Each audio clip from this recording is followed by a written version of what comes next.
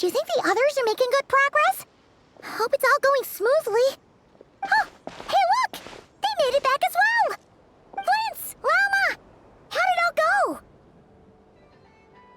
All is well, thank you. Nefer and Yehoda had to stay at the curatorium to wrap things up, so they won't be joining us for now.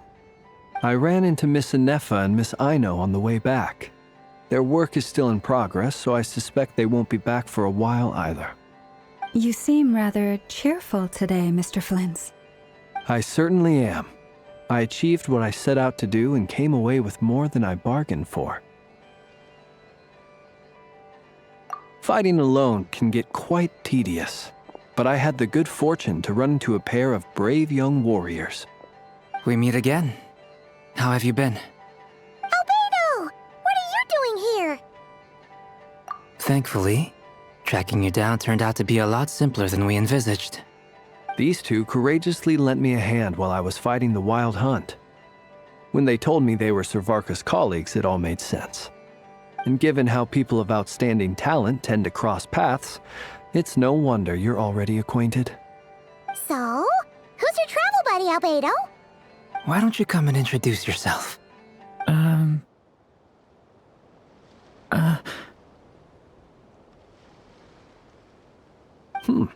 A gentleman of few words, I see, and a rather stern countenance. I presumed you were acquainted with him. Is that not the case? It's nice to meet you. Again. We've technically met before.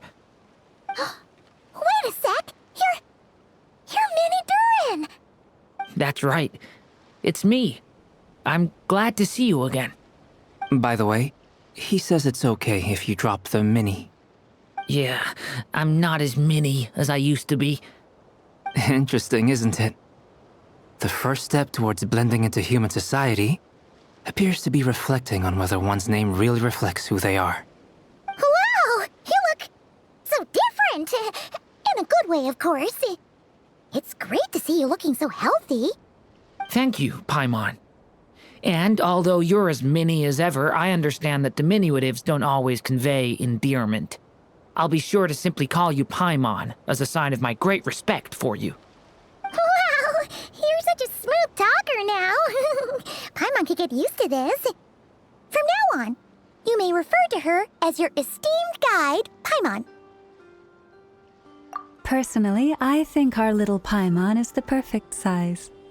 When people call her Little Paimon, it's just because she's so adorable that they can't help themselves. If that's not a sign of endearment, what is? You're absolutely right, Miss Lauma.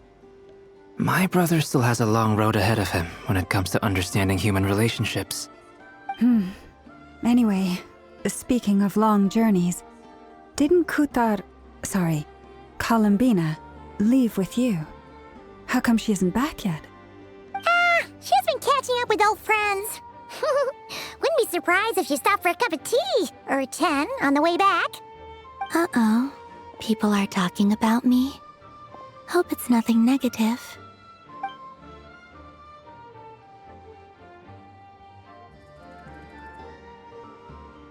Judging from your expressions, I'm guessing it all went well? It's getting crowded here. I'll go grab some chairs. No need. This is a job for an alchemist. I'll whip some up momentarily. Thank you for your hospitality, ladies and gentlemen, but I was merely escorting my friends back. I'll be meeting Zendrone shortly, as we still have some things to discuss. It's been a pleasure, everyone. But this is where I'll say goodbye. We really appreciate your help.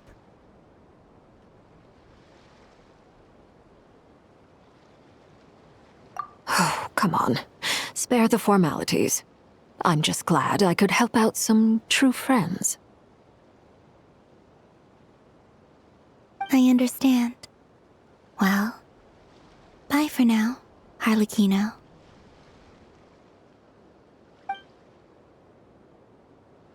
Oh, this place is hopping. It's probably a good thing one of us left. Otherwise, we might not fit all these people in. Are you saying we're about to run out of chairs? As a matter of fact, I am. Come on in and see for yourself.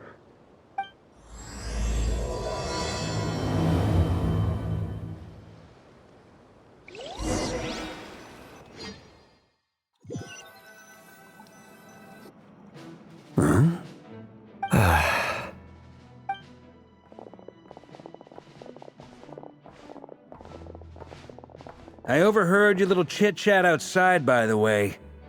With Miss Columbina's colleague gone, we should be back to the original crew plus the other colleagues I brought in.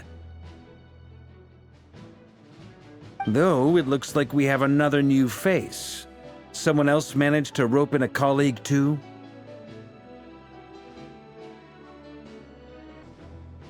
Frankly, you and Paimon are the only people I know here. This here is Deansliff, colleague of Tibet's greatest guide, Paimon, and greatest adventurer, the Traveler. Well, not exactly colleagues, more sort of friends. When someone else jumps in to do the announcing, you know you're speaking to someone important. Let's hear what he has to say. Note to self. Once Paimon knows your name, the rest of the world will soon follow. When he comes looking for us, it's usually something important. Paimon's guessing you've heard about the Wild Hunt, then. From the looks of it, you're about to hold a meeting. If I were to say that the Wild Hunt is our mutual enemy, would that earn me a seat at the table? As the saying goes, the enemy of my enemy is my friend. Mr. Dainsliff, there's a seat with your name on it. Though, I can't promise the same for everyone else. Hey, Albedo, think you can rustle up a couple more chairs? After all this time apart, Grandmaster Varka's first order is to rustle up a couple more chairs. I've missed this. Is he being sarcastic? Hey, he's your brother. Why are you asking us? I've still got a lot to learn about the nuances of human conversation. Trying to decipher Albedo's way of speaking has been like jumping in at the deep end. Oh, good point. Paimon gets you now. Don't sweat it.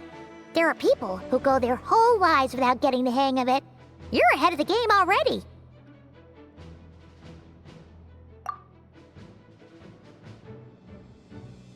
I wonder what's taking Nefer so long. Perhaps you should go and check in with her. If anyone can hurry her along, it's you. I just got back from the curatorium. Besides, aren't you curious to see what's taking her so long? Miss Nefer doesn't strike me as the type to share secrets. And since gathering intel is her specialty, I'm guessing she'd prefer to keep her methods confidential. Under such circumstances, would it not be tactless for me to impose? Oh, but it's fine for me to impose. What can I say? You have an unrivaled ability to garner people's affection, Miss Moonchanter. Besides, you have far more in common with her than I do. All right then. Impressive. She barely fought back at all. I admire your powers of persuasion, my friend.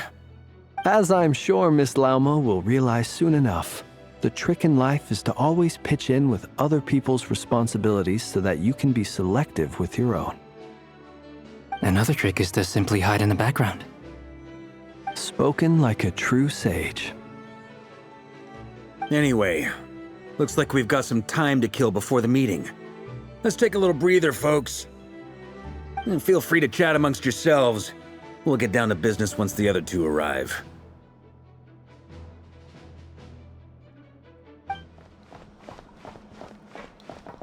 Is there something you'd like to say to me? Yeah, for starters, why'd you just show up here without even giving us a heads up? If you think back to our previous interactions, you may recall that that's hardly out of character for me. You do have a point there. Oh yeah, you'll need to find somewhere to stay the night too, right? Want to tag along with us? You never know. We might get a group discount. Sure, let's do that. Great! Paimon will handle it! And in return, we can get Dainsliff to be our very own personal bodyguard. If that's what you had in mind, you should have said so sooner. I'd be happy to help. Oh, okay then. Paimon was only kidding, but good to know. Anyway, since we're all here together, we might as well watch each other's backs. That's just what friends do, right? Indeed. Thank you.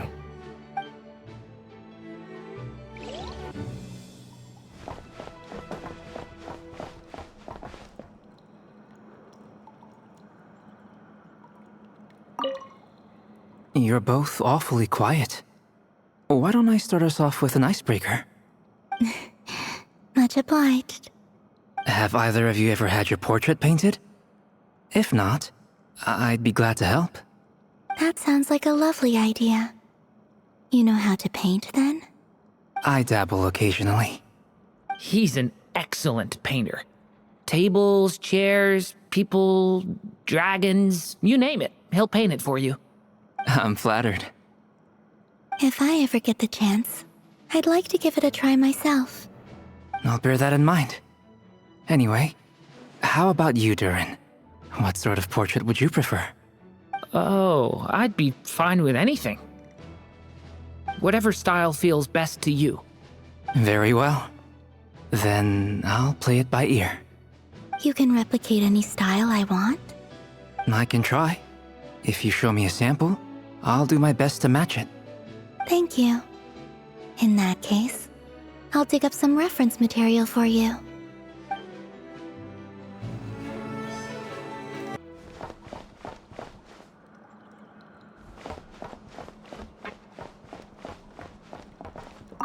Truth be told, I can't remember the last time I was in a meeting with so many people. You're not alone there, my friend. The Lightkeepers also struggle to bring everyone together for a serious discussion. I don't doubt that.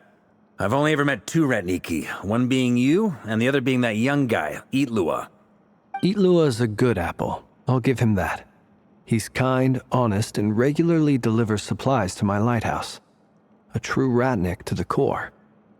In that sense, he puts me to shame. So you're what? A fake Ratnik? That's what it sounds like you're saying.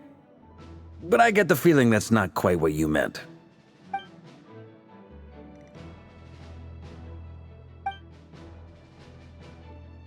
Come on, why the awkward silence? Sorry. I'm not even gonna bother trying to hide it. You've known all along, haven't you, my friend?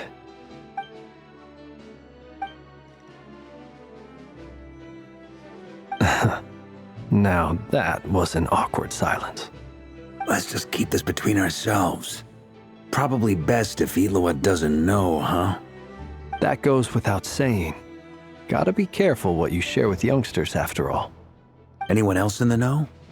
Let me guess. The Traveler and Paimon? It's dangerous being too sharp for one's own good, you know. Then, in the name of the Animo Archon Barbados himself, I swear your secret's safe with me. When we went for drinks, you said that you and Barbados were practically best buds. In the light of that claim, do you really expect me to take your oath seriously? Of course. Just as long as you don't go spreading around the fact that I'm close with Barbados, all right? Fair enough, then. Nothing like a bit of mutual leverage to seal the bonds of friendship.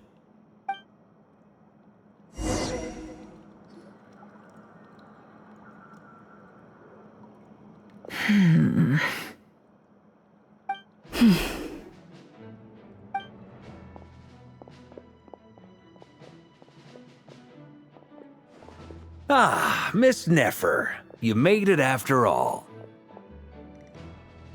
But what about Yehoda? I'm here to give you an update on how things are going on our end. Once this is over, I'll be heading straight back to continue my work. I left Yehoda back at the curatorium to watch over things while I'm gone. Huh.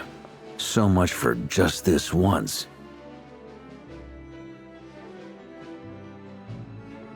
Shh! Not so loud! We're on a roll here. What if she remembers and suddenly decides to back out? Did you say something, Mr. Varka? Huh? I didn't say anything. Right, Flintz? Must have been a frog. They get so noisy around here at nighttime. It's like they're putting on a concert in the background. Anyway, before we begin, there's a few introductions to make. Let me start by saying that it's an honor to be speaking before so many distinguished colleagues and collaborators. First up, we have Miss Lauma.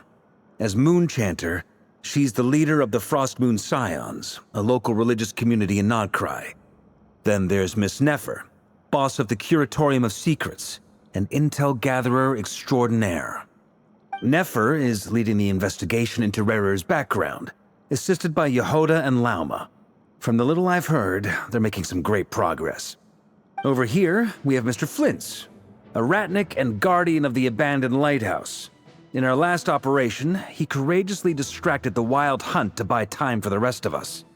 For those of you who've never met, this is Mr. Albedo, a renowned alchemist and captain of the Knights of Favonius investigation team. By his side is a new face for us all, myself included, Mr. Durin, who has come to lend his aid. Next up, we have the Moon Maiden and former Fatui Harbinger, Miss Columbina. Then we have the Traveler, who's earned more titles than I could possibly hope to list out, so I'll spare you the rundown. And Paimon, the ultimate travel companion and quite possibly the best guide in all of Tevat. Wow! That's a lot of people! Great turnout! Miss Nefer, it looks like you might have another job coming your way, so, congratulations on the booming business, I guess. You think I haven't got enough on my hands as it is? Who's looking for me now? That would be me, Miss Nefer. I have a commission for you. And you are? Who I am doesn't matter right now. What does matter is that I'd like you to gather more intelligence about the Rerir of Solnari. Well, it's not as if we never take on anonymous commissions, but in your case, I'll have to decline. I'm gonna take a wild guess and say your job's probably more hassle than it's worth. Something about you seems like bad news. It's my eyes, isn't it? Conrian, I assume. And what's with the mask? Are you trying to hide your identity? In any case, the fact that you're even still alive raises an awful lot of questions for me. My name is Dainsleif. And yes, I am from Conria. As I'm sure you're aware, the Rerir of Solnari's real name is Rerir. He was once an acquaintance of mine. Really? Then you must have been quite an influential figure yourself. You flatter me, but none of that matters anymore. My point was simply to clarify why I have asked Miss Nefer to investigate Rerir's background. So you're both from Conria, and it sounds like you used to be friends? What am I missing here? Surely you already know how he became one of the Five Sinners. I'll tell you everything I know. The history of Conria, the names and identities of the Five Sinners. I remember it all like it was yesterday.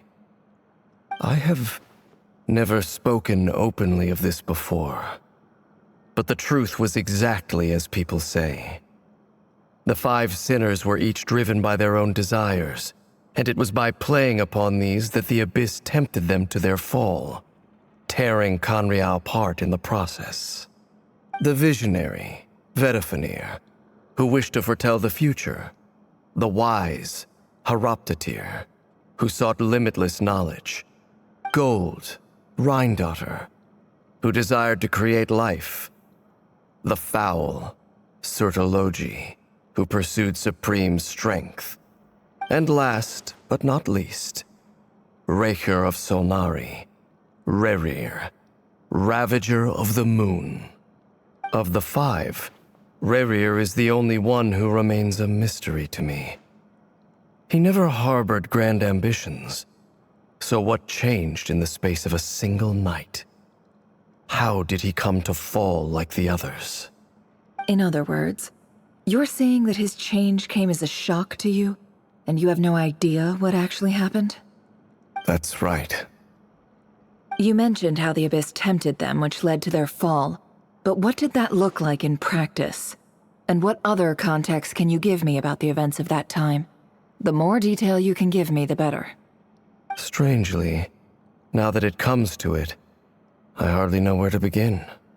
The fateful night took place during the era of the Eclipse Dynasty.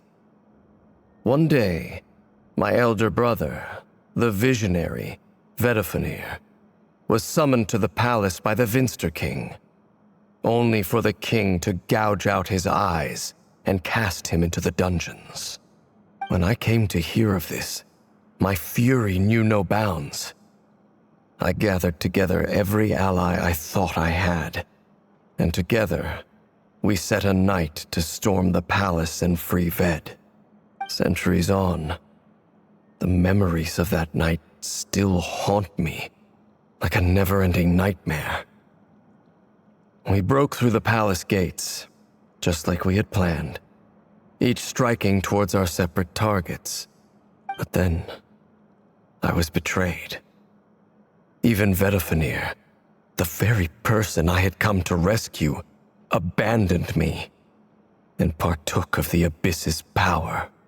So, it's personal after all. Then tell me, Mr. Dainsleif, what price are you willing to pay?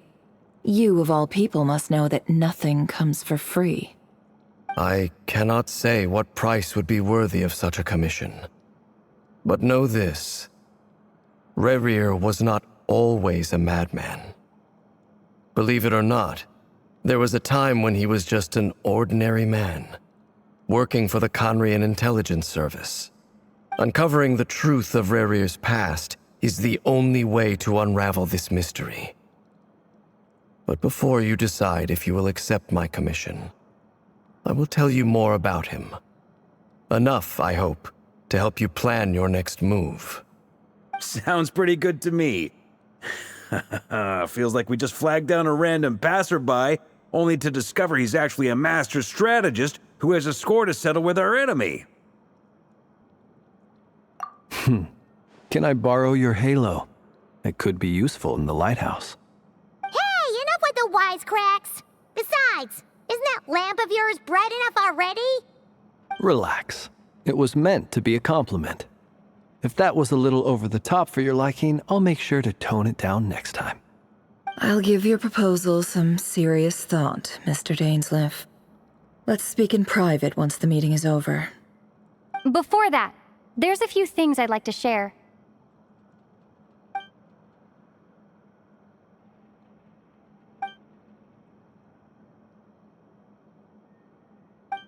Now that we've united the hearts of the three moons, your power should be greatly enhanced. But it seems like that hasn't happened yet. I believe it will take a little longer. You've done so much for me, so I want to be completely honest with you all. Even though I'm doing a lot better now, the truth is, my recovery will likely be an ongoing process. From the moment I was born, my power has been slowly ebbing away. And that is because Tevat has never accepted me. Even with the moons united as one, it seems my rejection cannot be undone. So far, I have yet to find a solution. It may turn out to be a problem that will plague me until the day I finally leave this place behind. Even so, I will do everything in my power to help you drive out the Rerir of Solnari. As Arlecchino put it, this is not about chasing the spoils of victory. It's just a gesture of heartfelt gratitude. Kutar.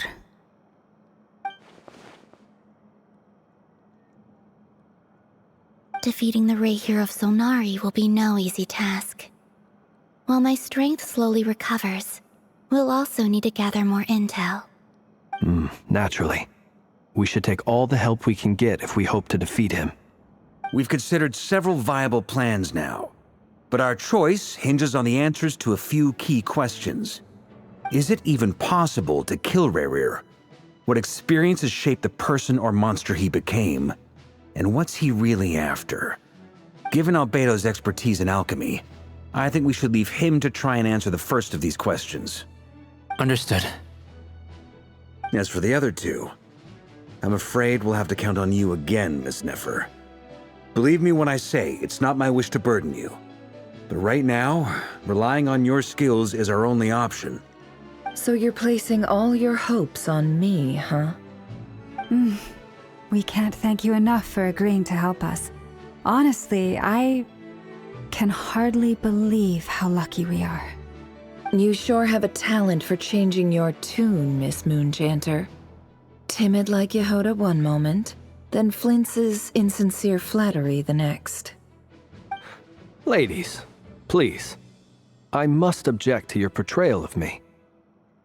That's all. Feel free to keep bickering. Just pretend I'm not here. I almost don't want to leave this room. I'm curious to see how this plays out. I have faith in you, Miss Nefer.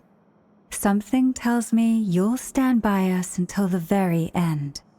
Oh? And what makes you so sure of that? What if I suddenly decide that my compensation is insufficient? This isn't about the money. I can sense that you've got a deep-seated distaste for Rerir. And knowing you, that alone is motive enough. Look at them getting along so well. Like two peas in a pod. And I'm the one they accuse of insincere flattery. There is no justice. Miss Lauma, you have to understand something. Unlike you, I don't actually enjoy having everyone's hopes on my shoulders. Is that right? Well, maybe the fact that I'm willing to put my hopes in other people says more about me than you. But the fact is, I also trust you. And that's because I know that you're someone we can count on. Anyway, we've got our plan, so let's get moving. Mr. Dainsleif, let's talk. And Traveler, once we're finished, if you've nothing else planned, I'd like you to come with me. This whole experience is teaching me a lot. For instance, I now know that when other issues come up in the future, I'll have far more luck getting Lauma to convince Miss Nefer than trying to do it myself. Hate to say it, friend, but that's one of the funniest things I've heard in a while. Why? You think I've got it wrong? Quite the opposite. But what makes it so hilarious is how long it's taken you to realize.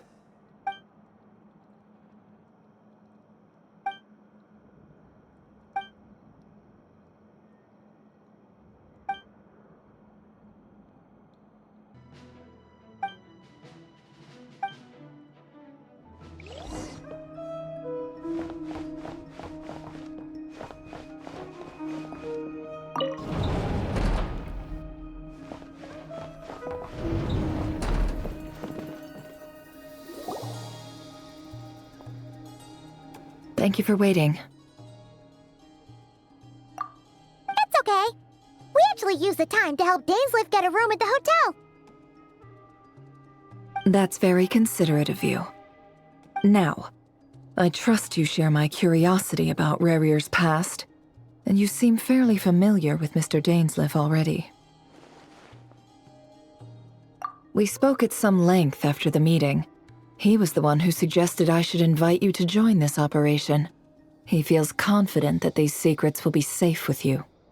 Dane has a lot of faith in us, that's for sure. Likewise. I appreciate that you got right on board without interrogating me about why I invited you. It shows that you trust me to explain everything in due course. That's because we know what you're capable of. We appreciate you too, Nefer. You might have been forced to help in the beginning, but this time, it was your choice. That's one way to put it. Another is this, that once a decision's been made, it's set in stone. After that, my only goal is to see it through. All right, so here's how it is. I'm going to access Rerir's thoughts again using my confidential method. Now, I'm sure you've seen things like this before on your travels, so you're surely well aware of how dangerous it can be. The reason I've gathered you all here is to ensure my safety during the proceedings. I plan for us to enter the fragment of his consciousness together, and once inside, I will focus on searching for information. Think of this as a diving expedition into someone's brain. If I'm the diver, you are my safety equipment, tasked with keeping me alive while I'm under the surface. Once the ceremony begins, we will all be spying on privileged information. But in the interests of safety, you must remain absolutely silent at all times. We will discuss our observations after the ceremony has concluded. Lastly, any individuals of a weaker constitution are advised not to partake in the ceremony. In any case, Paimon has her own job to do, which requires staying in the room but not joining the ceremony.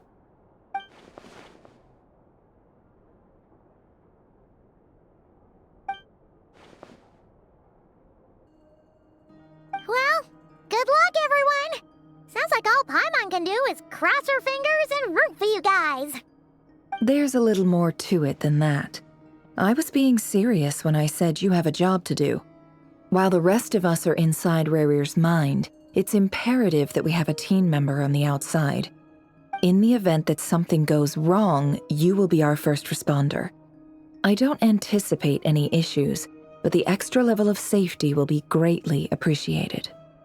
I second that. This is a dangerous operation here, and you're our whole rescue team. That's pretty much the most important job in the crew. So, Paimon's like the lifeguard? Yeah, that makes sense. All right, got it. Good. Please, take a seat. We'll get started momentarily.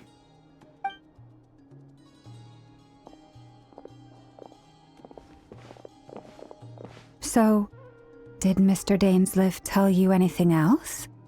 He told me that he believes Rerir kept some big secrets in his life. He's not sure that they were the cause of his eventual downfall, but he's asked me to uncover what those secrets were all the same. But surely you're not planning to go through with this, no matter the cost. If you think that, you'd be overestimating me. I'm a businesswoman, not a mercenary.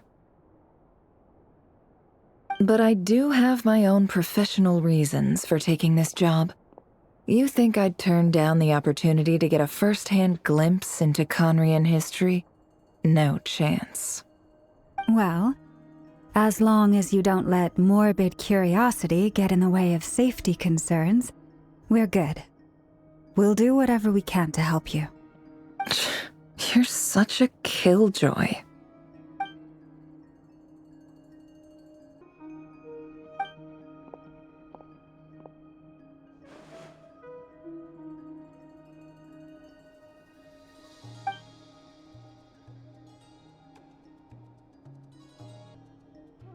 All right, I'm good to go. All set over here, too. Promise, Paimon, you'll be extra careful. All right. Let your whole body relax. We're about to begin. Close your eyes. Phew. Could this be his office? Pretty standard setup. Bookshelves, paperwork, files. According to Dainsleif, Rerir used to be an intelligence operative. Chances are there's plenty of top-secret intel stashed away in this room. Is this where you keep your secrets, Rerir? Can't say I'm not looking forward to this.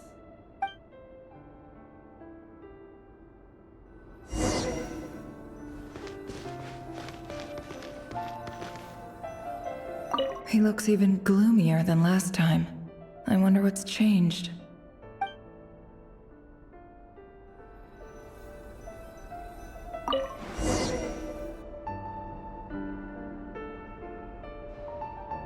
Today's files are in. Time to wade through them, just like usual. Male, 51. Occupation, cook. Confirmed Crimson Moon descendant. Has maintained frequent contact with other descendants over the past year. Poses a threat to the dynasty. Neutralized.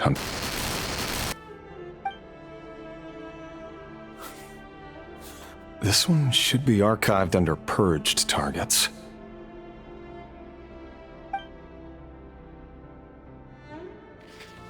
Female, 23. Occupation, office clerk.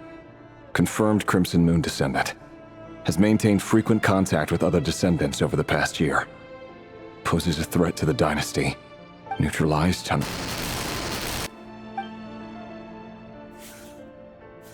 Another one for purged targets. Sounds like she was that other man's daughter. Never mind. What's it got to do with me?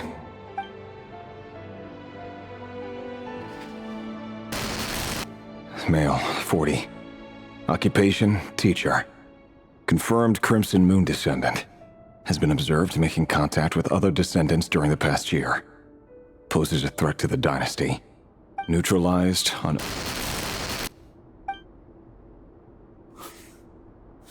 Just another nobody for the archive. Come to think of it, I remember surveilling this man. A case like his never would have been considered a priority in the past. Huh. He barely even interacted with other Crimson Moon descendants.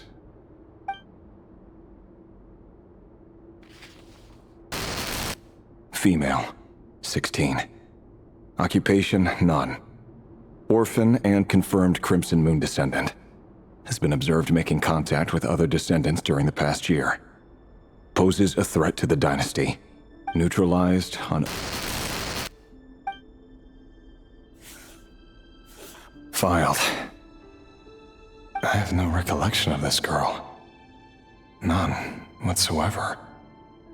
She doesn't seem to be anyone important, but then again, how many of them really are?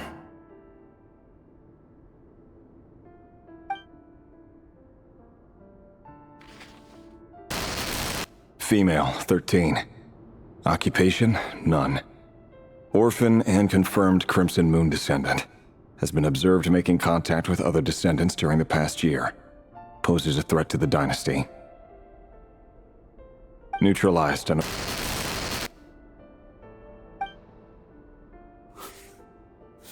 Filed.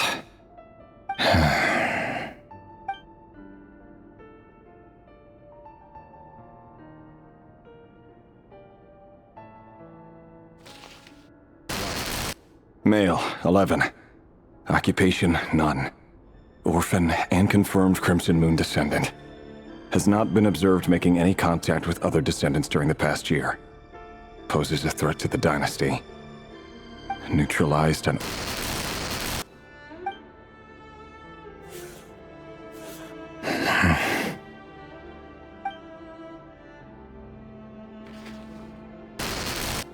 Male, 6. Occupation, none. Orphan and confirmed Crimson Moon descendant. Poses a threat to the dynasty.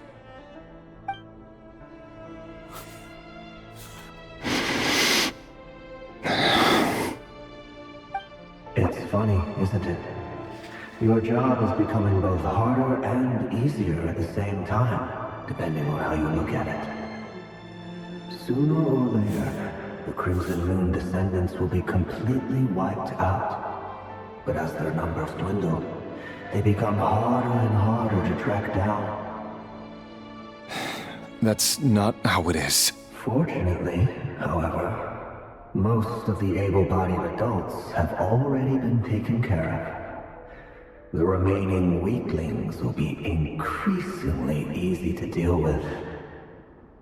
No! No. My job is to ensure the survival of the Eclipse Dynasty. And the only way to do that is by eliminating any and all potential threats. It's a perfectly legitimate line of work. Every single one of my colleagues can attest to my fairness. And if my friends were aware of the facts, I know they'd back me up too. Assuming, of course, that they were aware of all the facts.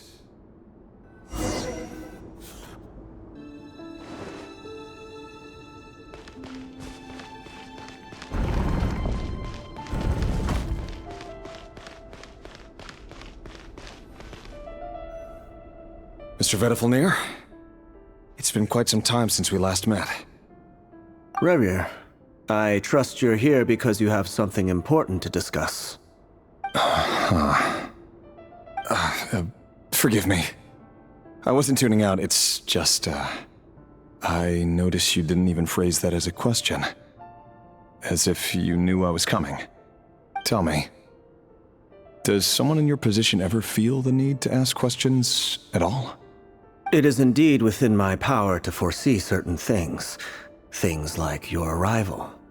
I was just thinking. It won't be long before I'll be inviting both you and Dane to my wedding. That isn't a lie, but nor is it a fact as such. It's a wish, isn't it? No fooling a prophet, is there? Ever since that day we met for drinks, I knew it was only a matter of time before you came looking for me. Does it feel good? Knowing how the future will unfold. I'm afraid the notions of good and bad fail to capture the complexity of what such a power entails. Once you've seen what will come to pass, it can be all too easy to succumb to fear and melancholy. Unless, of course, you learn to abandon these feelings.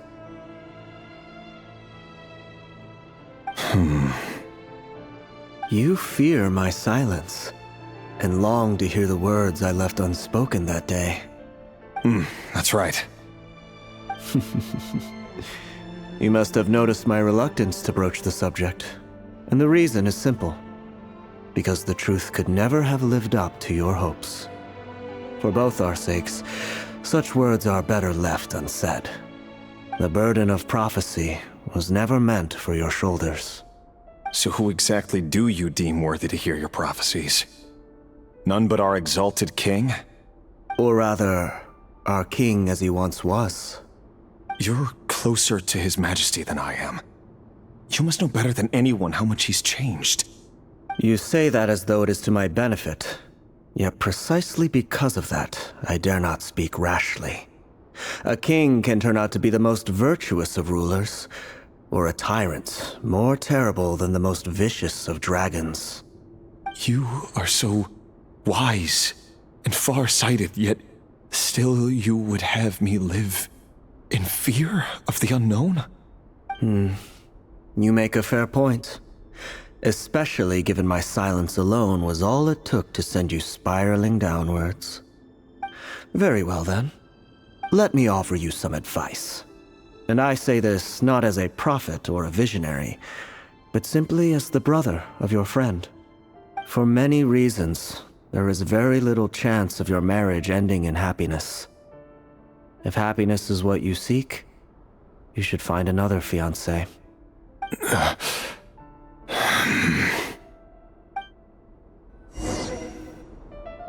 Hold on. There's that same black fog again. Could this memory belong to Thelindis? Guess I better tread carefully.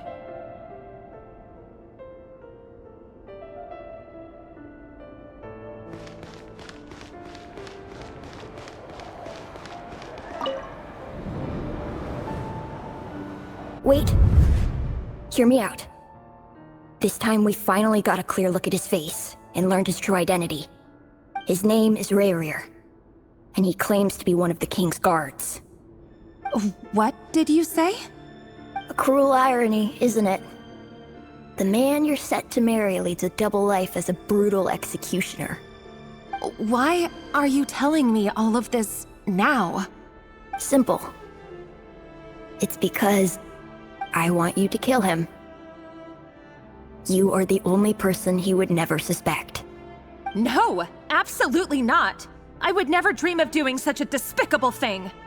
So you'll just stand by and watch him slaughter us to the last? Do not forget that the blood of the Crimson Moon flows in your veins too.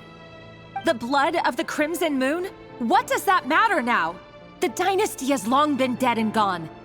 You think that alone is reason enough for me to throw away everything I have? Why wouldn't it be?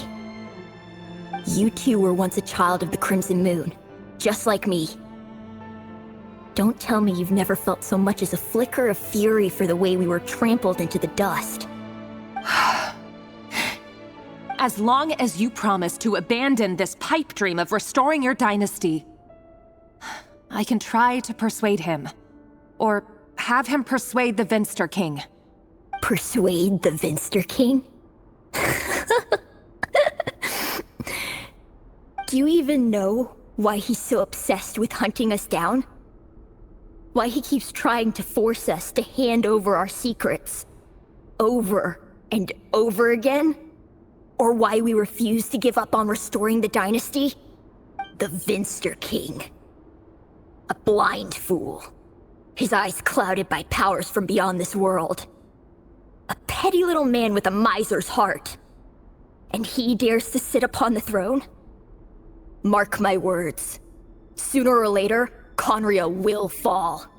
And it will be his doing. If you can't bring yourself to do it, so be it. Just you watch. It won't be long before calamity descends upon us all. The Rerir of Solnari. That really is quite a secret you've been keeping from me, Rerir. But who am I to talk? Am I really any better? I've kept my own past a secret this whole time too. Love should be built on honesty. But ours was born from lies. And yet, is it really so wrong to hide things that would only make life harder? If we don't cover up the parts that no one else should see, how can we go on pretending to be normal? Vedifulnir must have known all this. And that's why he made his prophecy. In the end, nothing stays hidden forever.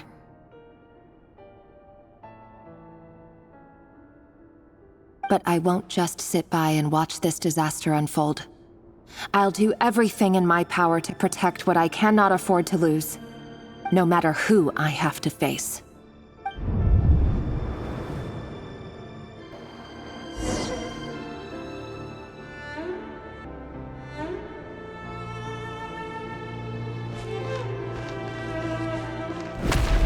Huh? Was that Rerir who just walked past the window? Doesn't it give you the chills that he still takes the same road to work every day? As if nothing ever happened. Those people at the deli. Enough already. They're clearly pretty taken by their own disguises, so just smile and play along. Pull the rug from under beasts like that, and you'll risk having your throat torn out. Deli? Oh. They're talking to those people from the opposition. Right. I'd almost forgotten they used to run a deli. People of no consequence always vanish so easily. And no one even remembers them. But surely you can see he's not the man he pretends to be! So many have died already, and they say that the king's madness grows with each passing day. We're not going to survive this, are we?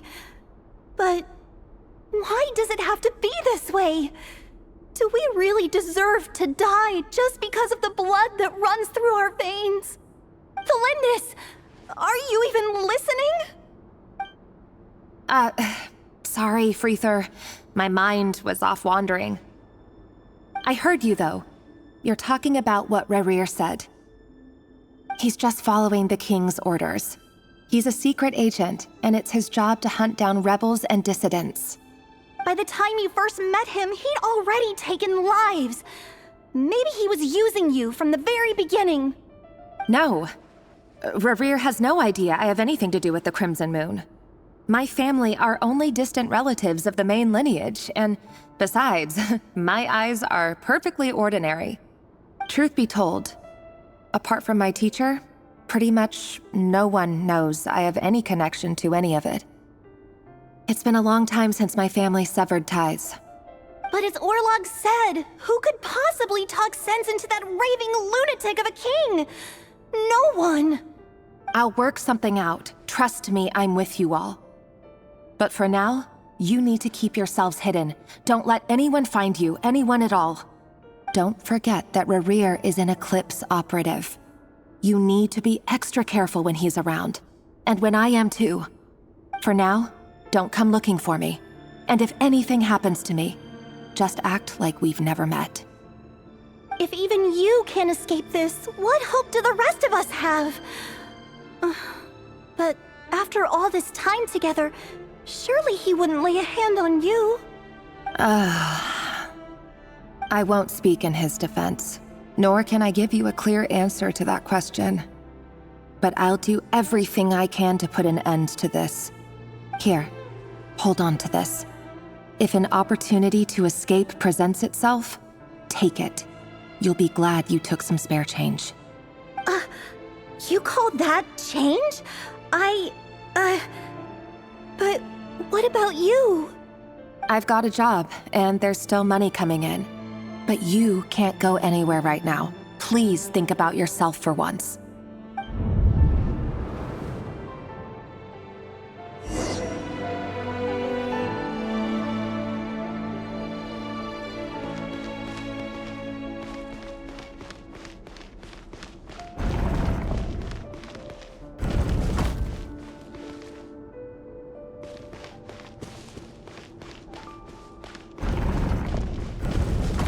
Another day, another round of assassination training.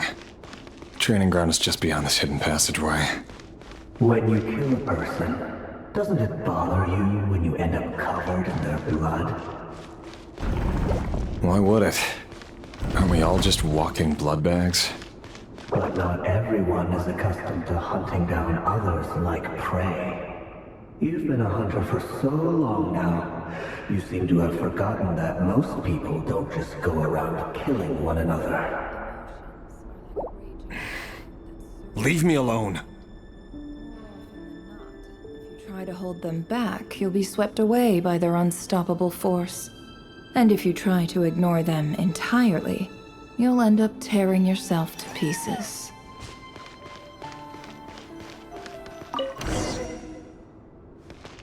Make sure you have a firm grip on the handle, and choose your angle well. Keep your movements light and brisk. Pray won't sense a thing. I doubt that. I'll bet no one's ever died a quiet death at your hands. I work clean. No traces.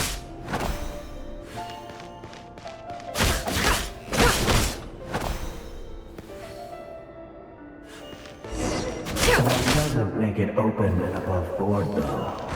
The king just happens to be right now. What if someday he doesn't? That won't happen. He's changed. Ever since he fell under the spell of that power. In the beginning, he only had you take out a handful of the guilty. But now... The ones I've dealt with have always been guilty. And I've carried out my work flawlessly.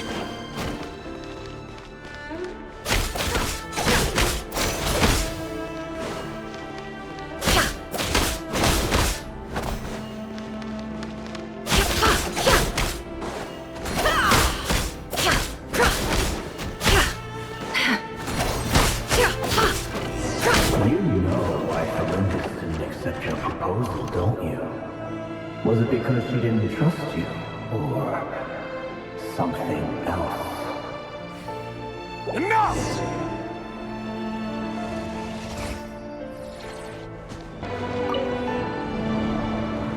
Delindis, do you still remember Orlog?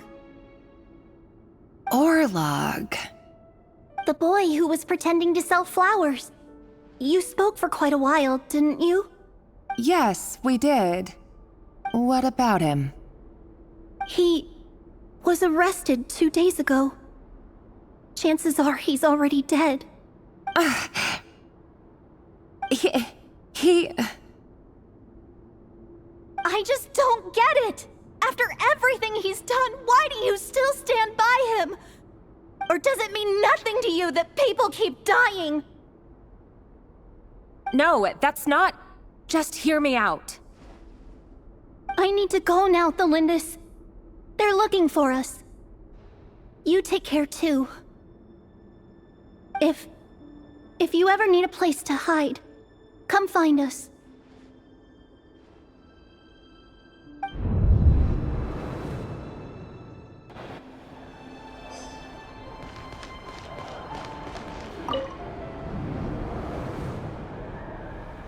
Author Thelindis. Over the course of this week, the research object was subjected to interference for a total of 47 hours for experimental purposes. The results are as follows. All subjects of observation that were sent inside have now... The situation within is proving more problematic than anticipated. No progress whatsoever. What now? Won't you give me even a glimmer of hope? Things are getting worse by the day. I have to find a way or we'll all be in danger.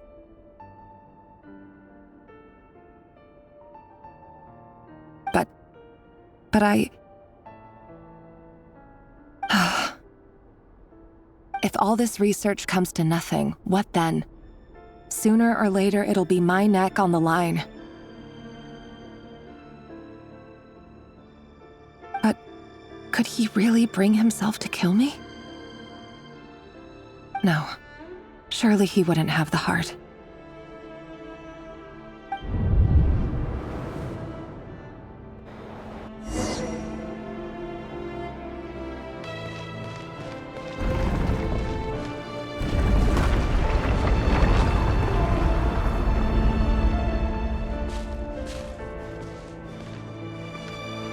Why won't you just let us go? We don't even know each other. All we want is to live ordinary, peaceful lives. You want to live?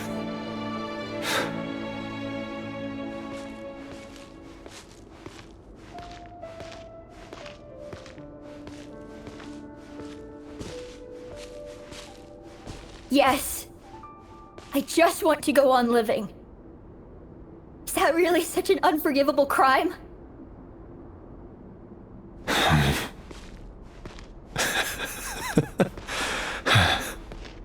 You want to go on living. I want to keep living too. To keep living forever. That's why I have no choice but to continue on the path I'm on. If only some savior would suddenly swoop down and change the way the world is. Too bad that's not going to happen.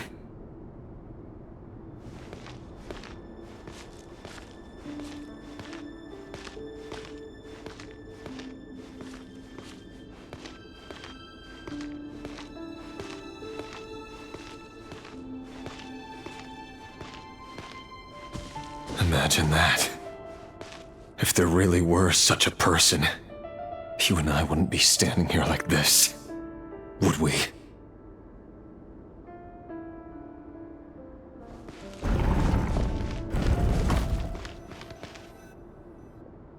Today's files are in. Time to wade through them just like usual. No, I don't get tired of it.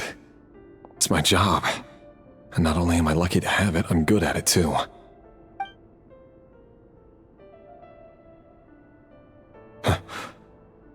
Wait. That's...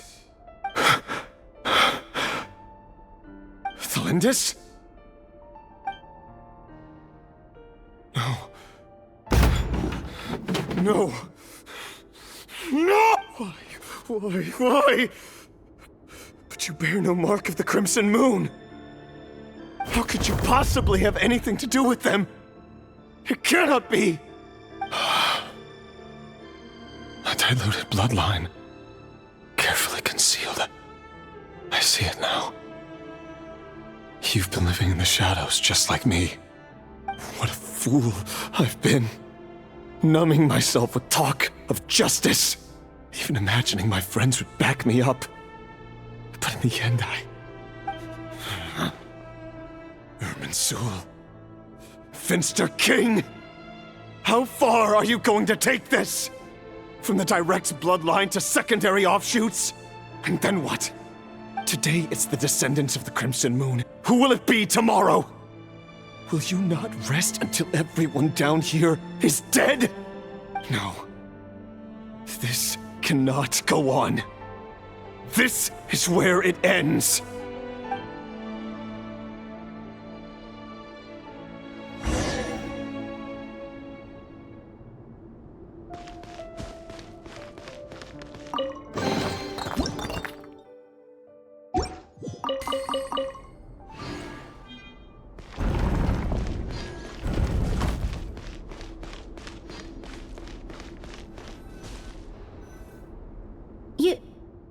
You're really letting me go? I am. As long as you can guarantee that no one will find you. Don't worry, I'll be extra careful. No one will know I was here. But... what about you? Me? If you let me go, you won't be able to complete your mission, will you? Good point. In that case, maybe you should stay. No, please! I just want to see the outside world again. To... Go on living? Yes. I know you're a man of your word. So please, just let me go. If I let you leave, what will become of me? Just kidding. Go, now. But remember, don't let anyone know you were caught. We'll be seeing each other again very soon if you do. Even shadows in the dark must live by a code. But you can't save everyone. You've been whispering in my ear for days now, Vedifalnir. What are you trying to do? Break me down? I only say this because you long for an answer to your problems. Let her go, Rerir, or you risk losing everything. I will not abandon Thelindis. Then you'll need a little more vigilance and a lot more power. The world is changing, Rerir. Keep your eyes peeled for your moment of opportunity. That voice used to be so unclear. But now I know exactly whose it is. It's Vedifalnir. He won't tell me how to actually resolve any of this, but he keeps trying to manipulate me like a puppet. What's his game here? Tell me then. What will this moment of opportunity look like? And no answer. He's like a ghost. Always disturbing me when I'm on edge, but never answering when I need him most. So, the Eclipse Dynasty was purging, well, massacring the descendants of the Crimson Moon. And it seems like it was all connected to the Vinster King's research. The King's obsession with abyssal power left the future of Conria hanging in the balance. No wonder every aspect of Rerir's life was so unstable. And it looks like this Thelindis, Rerir's would-be fiancée, herself belonged to a sub-branch of the Crimson Moon Dynasty's descendants. It almost defies belief that a couple like them could hide the truth from each other for so long. If the Vinster King hadn't intervened in such a drastic way, they might have gone on deceiving each other for the rest of their lives. And why does Vedifalnir, Dainslif's older brother, keep talking in Rerir's head? This guy kept more secrets than I ever imagined. The human mind is like a vast desert of shifting sands. When you follow the flow of someone's memories, you only ever see the parts they're willing to let surface. Time for something a bit more creative. We've been inside Rerir's mind this whole time, building up a picture of his psyche. There's already enough clues on the board to start reading between the lines and mapping out the rest. Now, we can finally begin to put the pieces together. Sure, it'll only be a reconstruction, part simulation, part reasoning, but it's usually pretty accurate. Once we've built up a cognitive profile, we just need to cross-check the logic behind his actions. And then we'll be able to take a sneak peek at whatever it is that Rerir has really been hiding. Hey, Rerir! Come out, it's urgent! Dane? What's wrong? Quick, come with me. I'll explain everything once we've met up with the others. Okay, I'll come. But the Lindis is still over at the Universitas. I'll need to leave her a note. All right then, but make it quick. I've never seen Dane so worked up before. Whatever this is, it must be big trouble.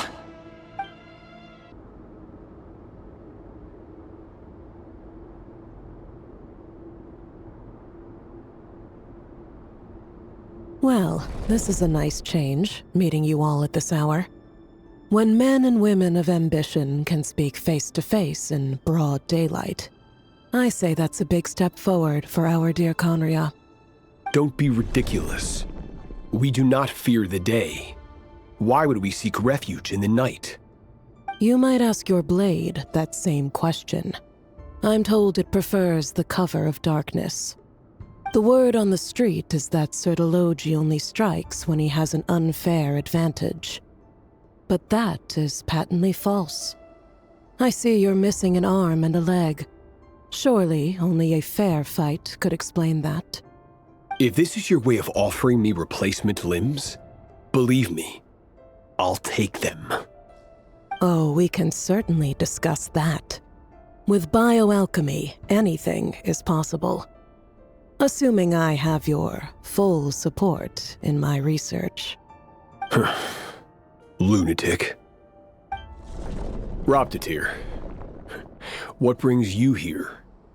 Why, Dainsleif, of course. He invited me. Please, cast aside your apprehensions, Miss Rhine-daughter. Whatever the rumors may say, I am but a humble servant of the king, and I can assure you he affords me no greater convenience than he does you. Well, the Universitas Magistrorum won't stop fawning over you, so at least some of the rumors must be true. You're clearly doing well for yourself, so drop the humble servant act. It endears you to no one.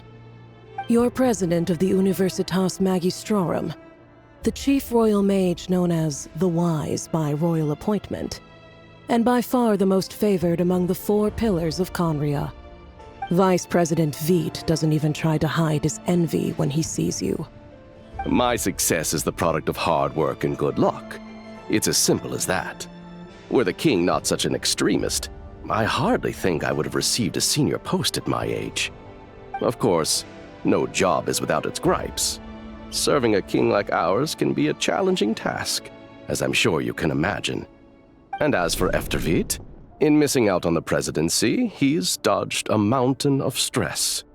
Like everything else in life, it comes with pros and cons. You're all here. I apologize for the short notice, but it was an emergency.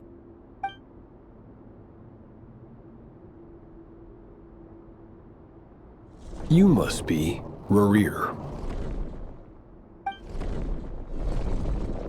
Mr. Sertologi. Yes, I handled your case file during your sentencing. Nothing personal, of course.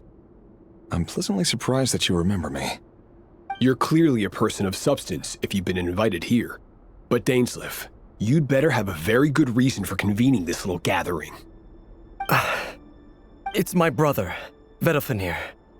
After he spoke at the court this morning, the king was so infuriated by his words that he had him blinded in both eyes and thrown in prison.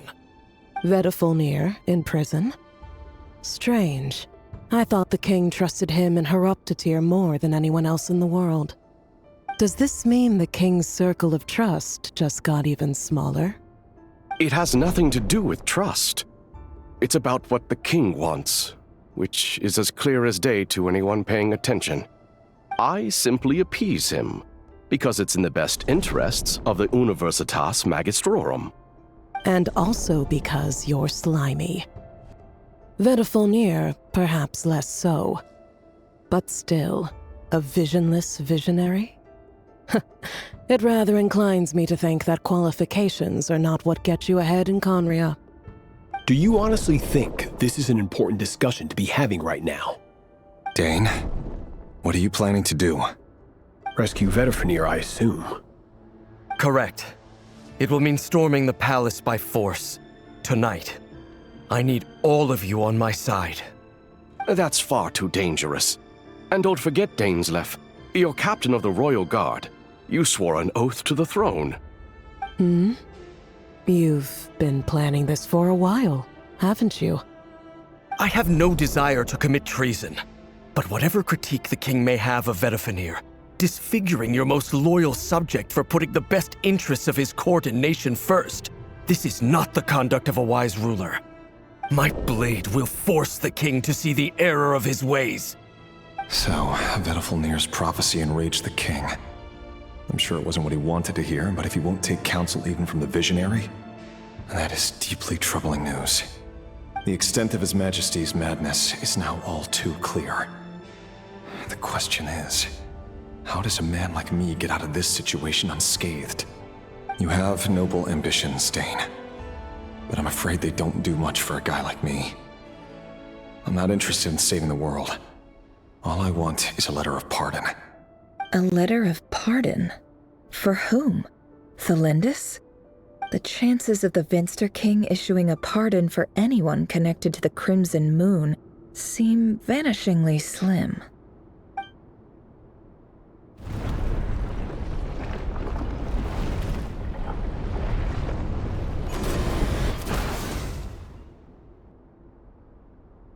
This black fog over the board must have some connection to Thelindis. But why is it taking this form? Does it have something to do with Rerir's past? Another mystery I'll need to unravel.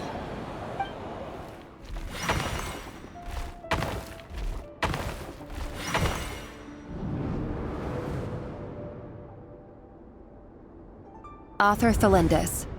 Over the course of this week, the research object was subjected to interference for a total of 60 hours for experimental purposes. The results are as follows.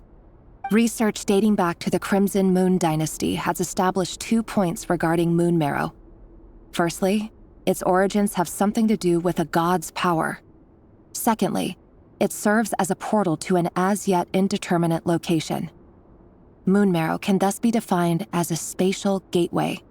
However, there are a number of hurdles to overcome before we can answer the question of where it leads to. To start with, opening the gateway requires a specific power source, which the relevant literature indicates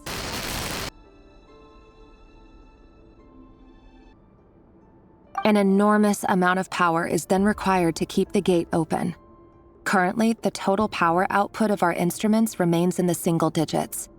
To make matters worse, I am now the only staff member remaining in the Moon Marrow lab.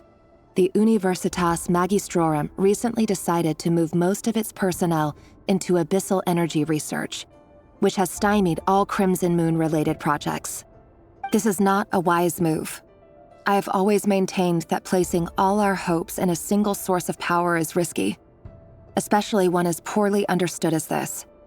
As well as making ourselves overly reliant on a single resource, we are neglecting other promising technologies. I apologize if this comes across as disrespectful. But as a Moon Marrow researcher, I desperately want to see the world beyond the gateway. If we really made it there one day, what would we find? And how would we go about taming the unknown? My imagination is endlessly fueled by questions such as these.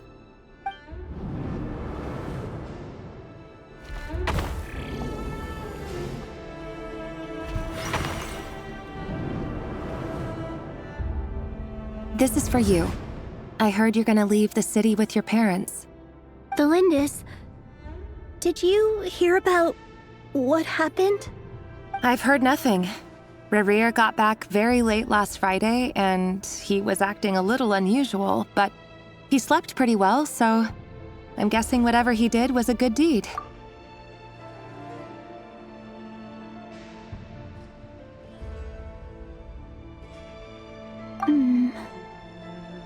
You never saw him, and I don't know what he did.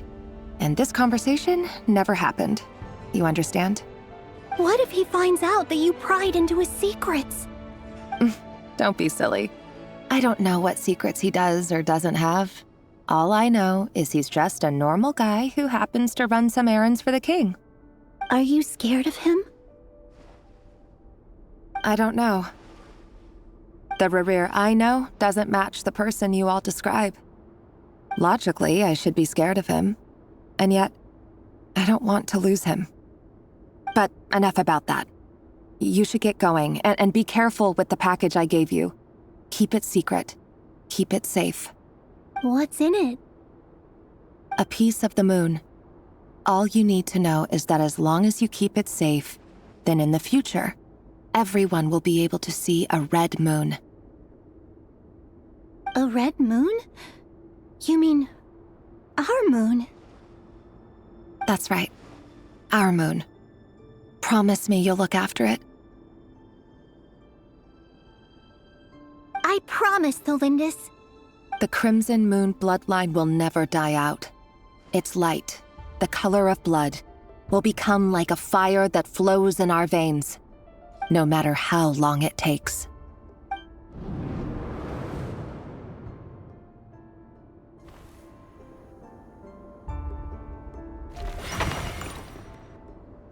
Hurry, everyone, and stick to the plan.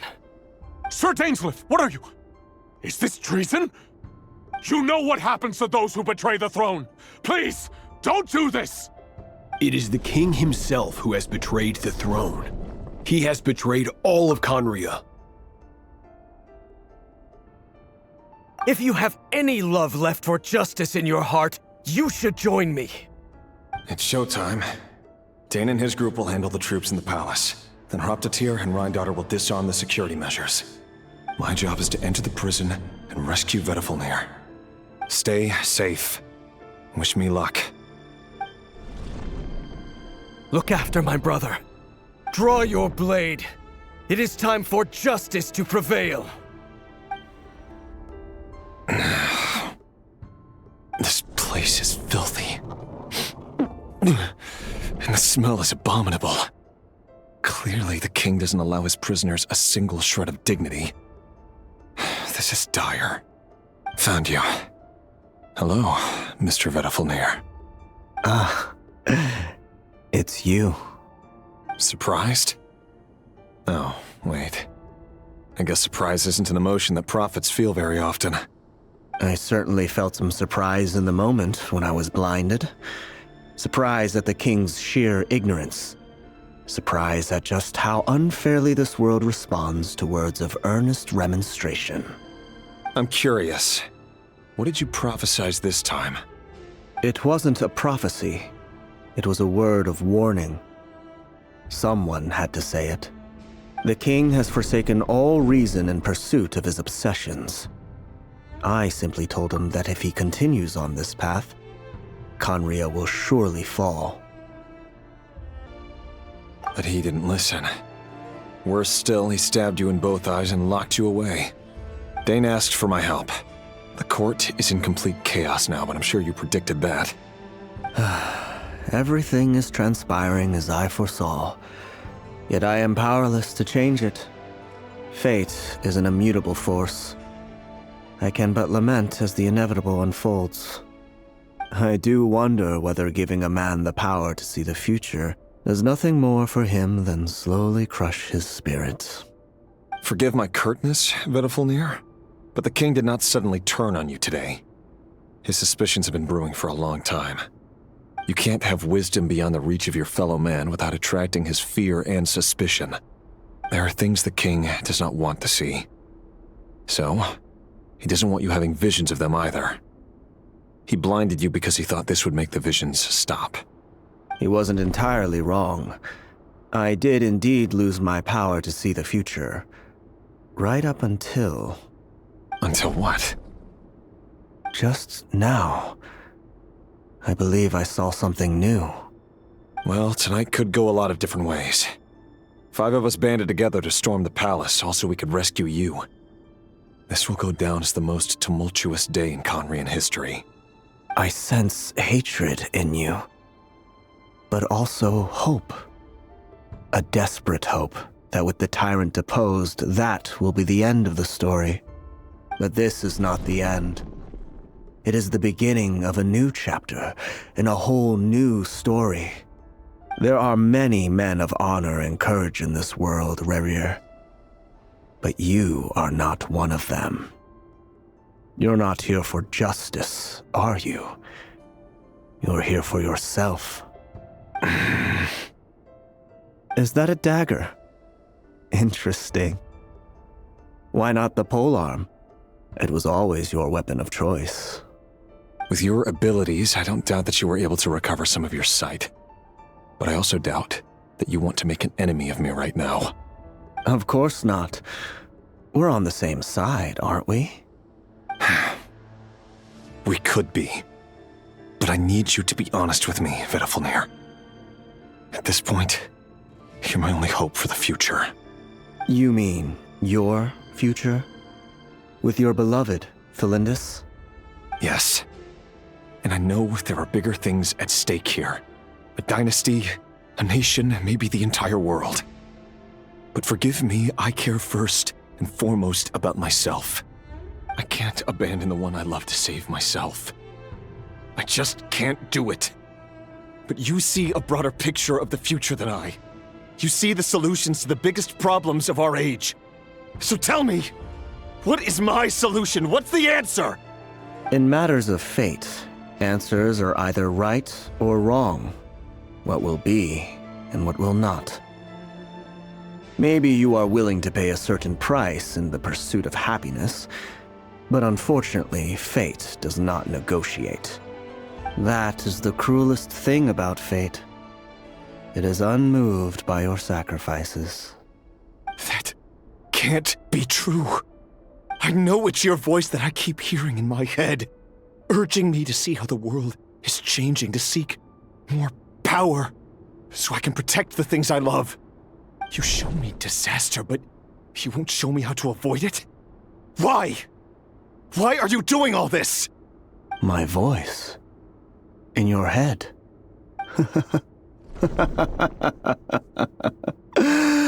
So, you hear it too? The voice that steals your mind, gains your trust, and drives you crazy.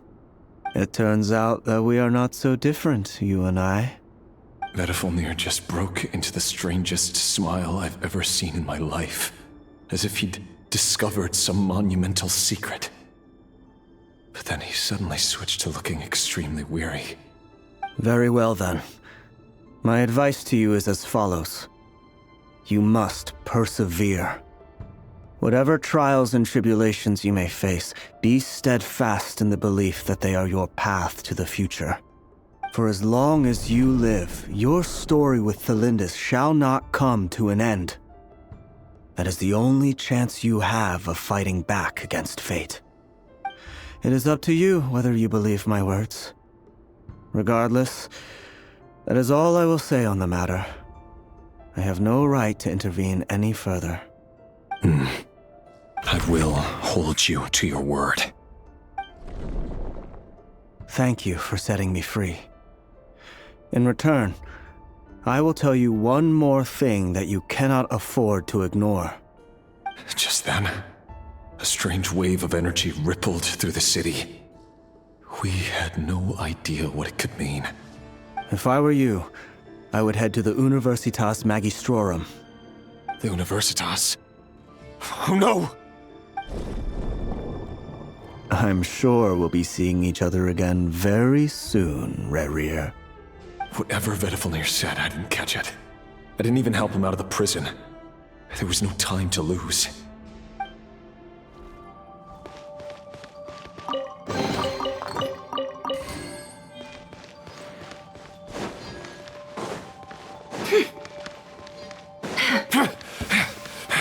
Monsters? Is this Rhine daughter's doing? Or the Universitas Magistrorum? Out of my way! It all adds up. No more lies.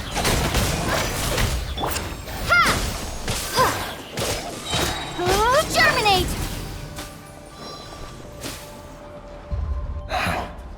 The Universitas. That reminds me of a rumor I once heard. Allegedly, the king installed secret mechanisms in the palace and around the city. No one knows where they are or what kind of power they hold.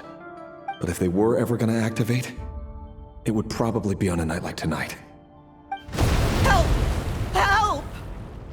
Hold on! Don't let them anywhere near you! Save me! I can't! Ah! That sounded like an explosion.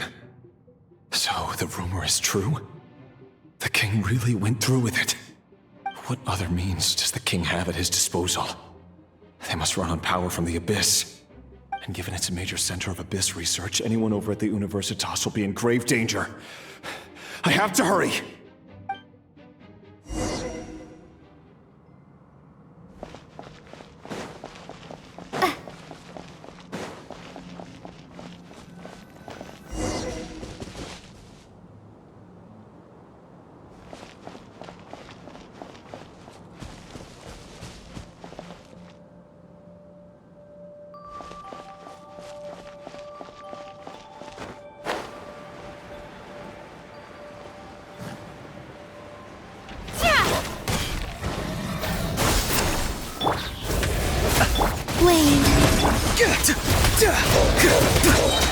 Time to say hello. It all adds up. Seek within.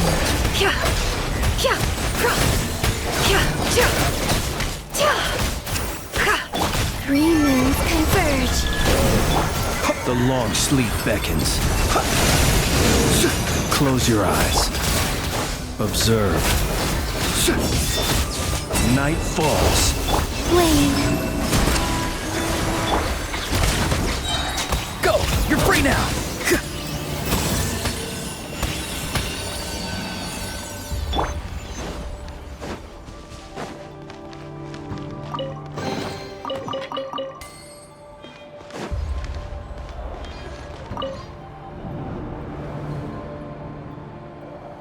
Monsters!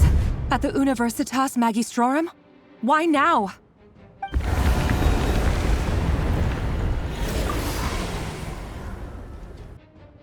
Oh no! They're coming! It's no use. The table won't hold out much longer. The weapons. Where are the weapons? Of course. All the lab equipment was upgraded after the inspection last week, but the new weapons haven't been allocated yet. I'm done for. Is anyone there? I need help! Ah!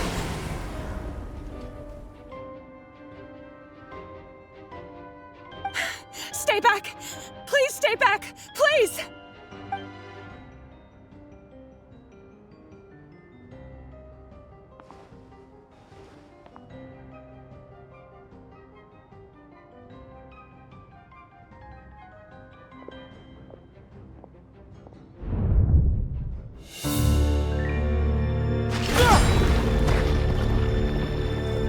What's that? Rerir! So the rumors about your work are true. What? No! Listen, something happened at the palace tonight. We have to leave! You don't need to lie to me anymore. What do you mean? I know why you're worried, and I will respect the decision you've made. But it's okay, because I found a solution. I know how to end all this. You can have it back. The normal life you so desire. But until then, I'm afraid our wedding will have to wait. Cylindus? No, don't do it! Cylindus! Cylindus!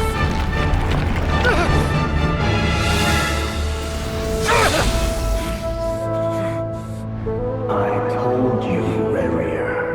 Let her go. You will find someone better. No! No, I won't do it! I have to save her!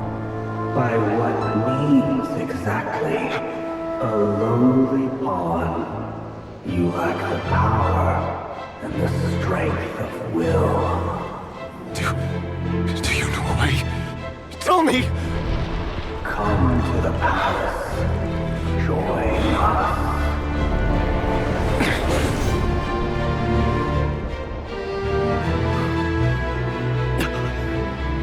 Rerir, thank goodness we... Step forth and take your share. You made it. Not you too.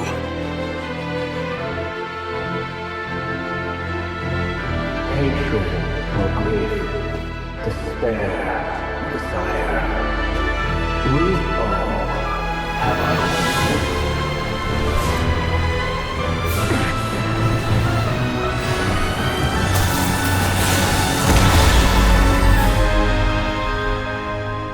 Rerir. Rerir. Cylindus? Were you daydreaming?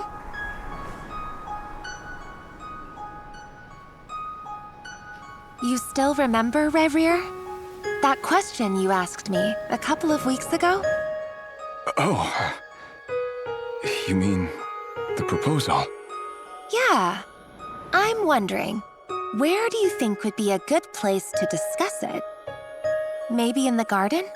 Or were you thinking a fancy restaurant? It's your choice.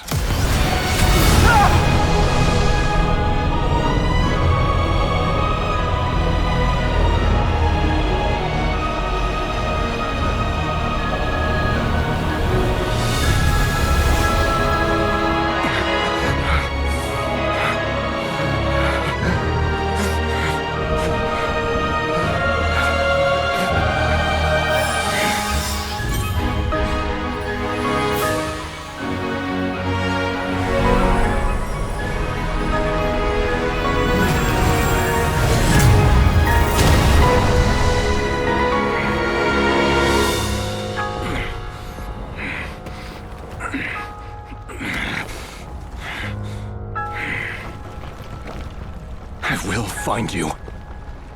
And then, you can give me your answer.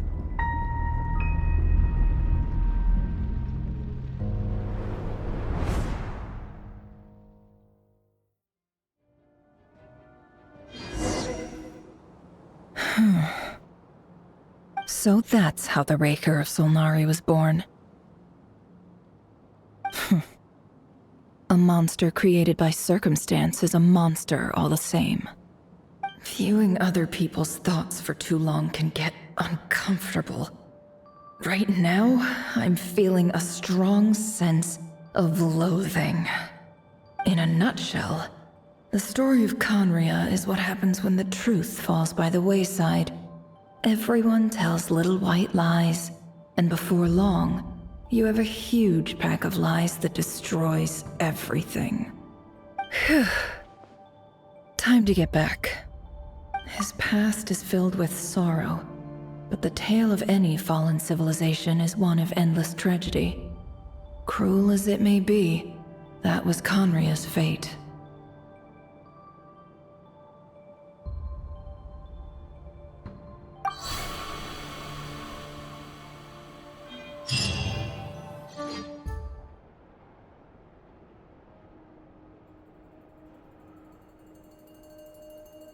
Everyone, I'm back. Can I get a standing ovation? Never! How are you holding up? Feeling okay? She's fine. Boss is a pro. Yes, I'm fine. You will have seen the events of Rerir's life through my thoughts. It's now clear that he is just a regular nobody, driven by personal tragedy, as he said himself. I mostly agree.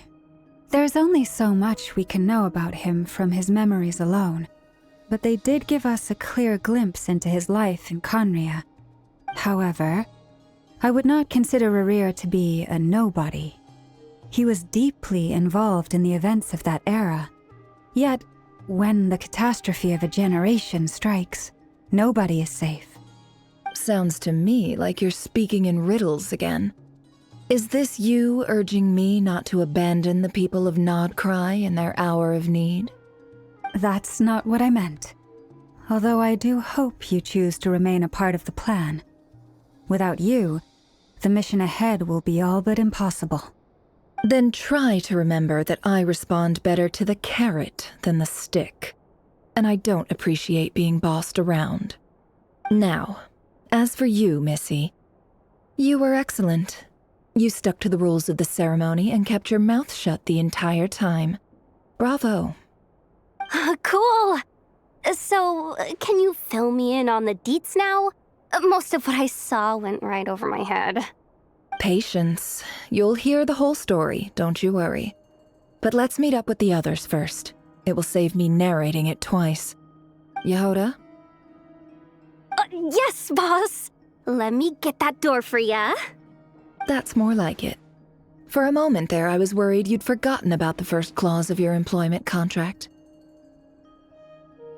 Forgive my curiosity, but what does the first clause say? It says I gotta do the annoying stuff that boss is too lazy to do for herself. Like opening the door, pouring the tea, yada yada. Is that right? If something is in the contract, it's because she willingly agreed to it. Rest assured that the Curatorium abides by the very strictest of labor policies. You don't seriously think I'm cruel enough to treat her like my slave? In any case, I've hardly shied away from my share of the work today. Hope I don't catch Flintz and Varka lounging about in their chairs, enjoying a leisurely cup of tea. There's nothing I dislike more than other people enjoying themselves while I'm hard at work.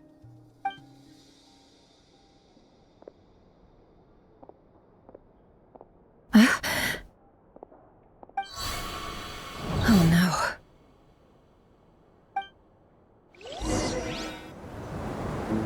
Sorry to disturb you, but we seem to have run into some trouble. Evidently so. Don't worry, I'm not about to leave you to fend for yourselves. I'm not that kind of boss. And it would go against the Curatorium's labor policy. I'm sorry. What did you hear me say? I wasn't talking about labor policy. Wait. How long have I been standing here? Not long. You just appeared by the door a moment ago.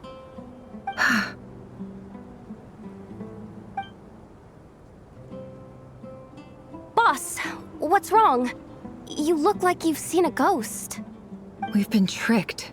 We never left at all. Somehow I hallucinated that whole scene back inside the office. Hallucinated? But how? How indeed. This place should heed my will alone. All thoughts and actions that occur in here are just a result of pawns moving across the chessboard in a carefully calculated manner. And nobody has access to this chess set but me. So you control everything in here? More or less. But yes, it's a special technique of mine. Has anything like this ever happened before? Only once. It was the first time I used the chess set. Is there any similarity between what happened then and what's happening now? I suppose my thoughts are a little turbulent, which was also the case my first time. Is there anything I can do to help? The first clause of your contract clearly states that I only need your help with things that I'm too lazy to do myself. Meaning you're not feeling lazy right now? Meaning this is not something Yehoda can help with. The chess set is a personal treasure that I alone understand. I must be the one to find our way out of here. Boss, it's fine. Really. Let me do something useful. Oh, listen to you. Whatever would I do without you, Yehoda? What? Really? Yes, really. Where would I ever find another employee as obedient and servile as you? God forbid anything ever happens to you. Oh, okay. Well, anyway, I was thinking of fetching some water. There's gotta be a source around here somewhere. I suggest everyone finds someplace comfortable to take a rest. We gotta conserve our energy. Even though all this chess malarkey doesn't exist in a physical sense, mentally speaking, it's all real. And so is our tiredness and fatigue. You don't want to dismiss mental fatigue. Just because it isn't physical doesn't mean it's any less serious. But anyway, I got your backs, so don't worry about a thing. Don't I have the best employees? Jealous much? If we can find a suitable time, I'd love to borrow Yehoda for a day to help out at the Frostmoon Scions. Would you be amenable to that, Boss Nefer? Oh, Lauma. Have I ever told you just how pretty you are? Beauty runs from the tips of your antlers to the depths of your imagination. Time to rally, everyone. Follow me. As we continue our journey, the same rules will apply. That means stay focused and no talking no matter what we encounter. And don't disturb the chess pieces. You have my word that I will get us all out of here.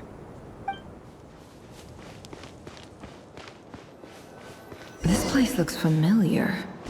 That's not a good sign. There's someone up ahead. I wasn't expecting visitors at this hour.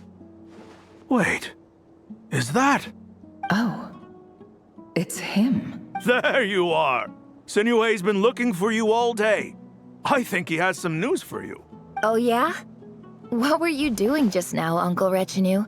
Hiding away some more loose change? I know I saw some Mora. What do you mean loose change?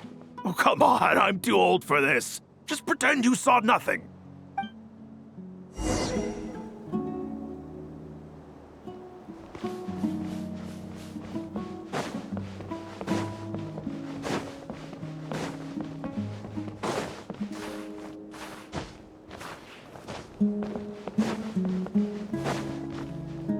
Hey, kid.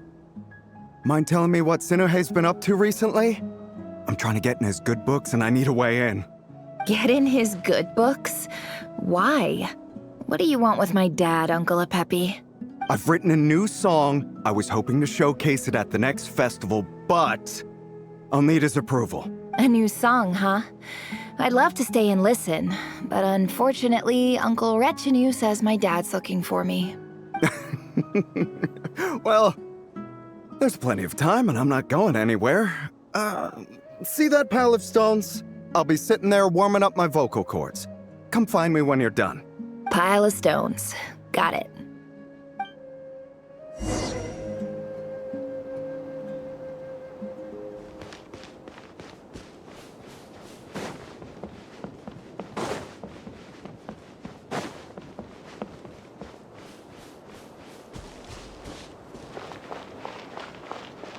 Hi, Dad.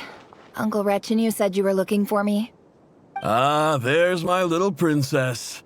If you'd gotten back just a little sooner, you could have shared the spoils of war with me. Spoils of war? Who were you fighting against, Dad? It was just a figure of speech. The aftermath of a sandstorm is no time to be waging war. I was talking about our war against thirst. I went out to fix our water supply problem, and now I'm back. Which means... We have a well again. That's right. I found a new one and brought back as much water as I could carry. It should last us for a good while. If it wasn't for these blasted sandstorms, our wells wouldn't be caving in. You wouldn't be spending all your time out searching for new water sources. As the chief of our tribe, I'm supposed to be leading us out of hardship and poverty, onto better things. You know how prosperous our ancestors were. I've told you all the stories. And look at us now, squeezed into these hovels. No one would choose this, if it wasn't for the endless wars over the years. But things are looking up. I started working with some folks from the academia a few months back. They gave me some contacts in return for my assistance in the desert. So you're the academia's helper now? Special ambassador, they call it. Think of it as a partnership. It's nothing bad, okay? We've been isolated here in the desert for too long. Seeking opportunities elsewhere is the best thing for us, and the fastest way to progress. So, do you get anything good out of being a special ambassador? Of course. My luck's improving all the time. One day, I swear I'm gonna lead us out of this place. We'll find somewhere new. Somewhere better.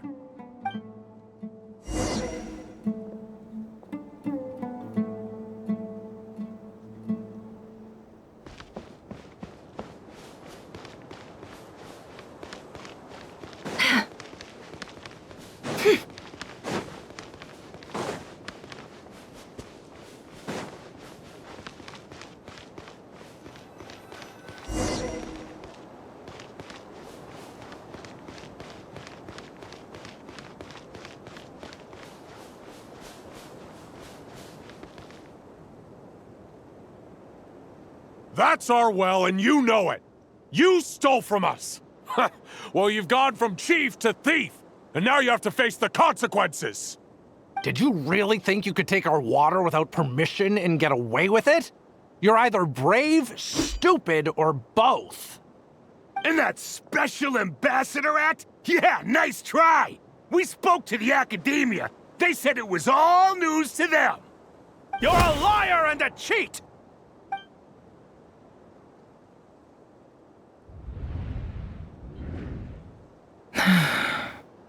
I heard Yehuda gasp, but I don't blame her. Most people are terrified by the sight of blood. Corpses strewn across the ground.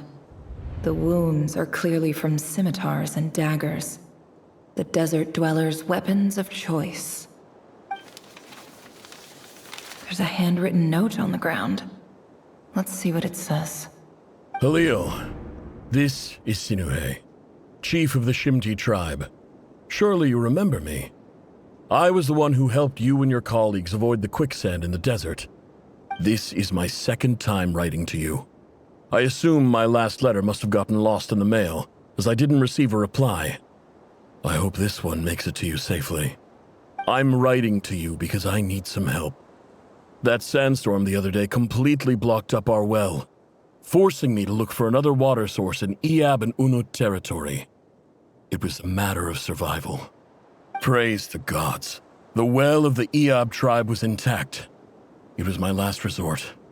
I drew what water I could and left, but not without being spotted. I fear they will retaliate. You told me to write to you if I ever needed help. You said you'd be my ally in the Academia. I urgently need you to formally recognize my title of Special Ambassador and send some of your people to assist me for a few days. It's the only way I can convince them that this was the Academia's decision and prevent them from retaliating. This is an emergency. Please send help as soon as possible. Looks like this letter never got sent. The writer died a grisly death, and the letter was trampled into the ground. It's badly defaced. Some parts are barely legible. What a ridiculous lie the surviving Shimti tell. Their whole village was butchered over a sip of water.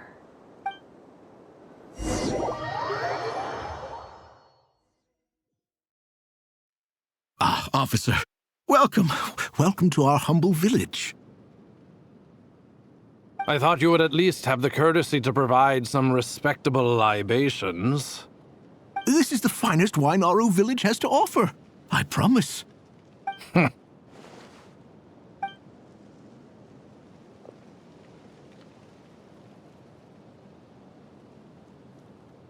The Academia has agreed to reserve a single space for a candidate from your village. But I remain skeptical of this entire endeavor. I highly doubt anyone in this desert possesses serious academic potential. Please, have faith.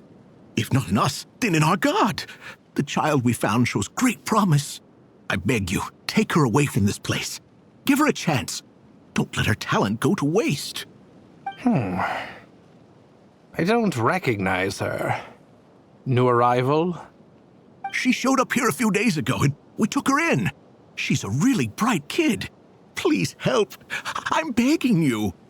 So, where are you from? Nowhere special. Just a sand dune. What about the rest of your family? How many of you are there?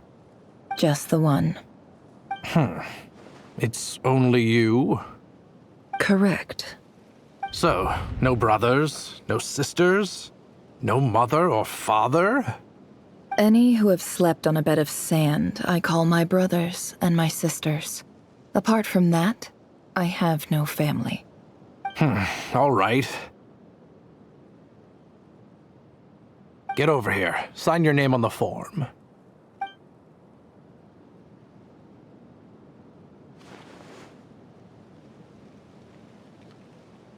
Never? You're rather fair-skinned for a desert dweller.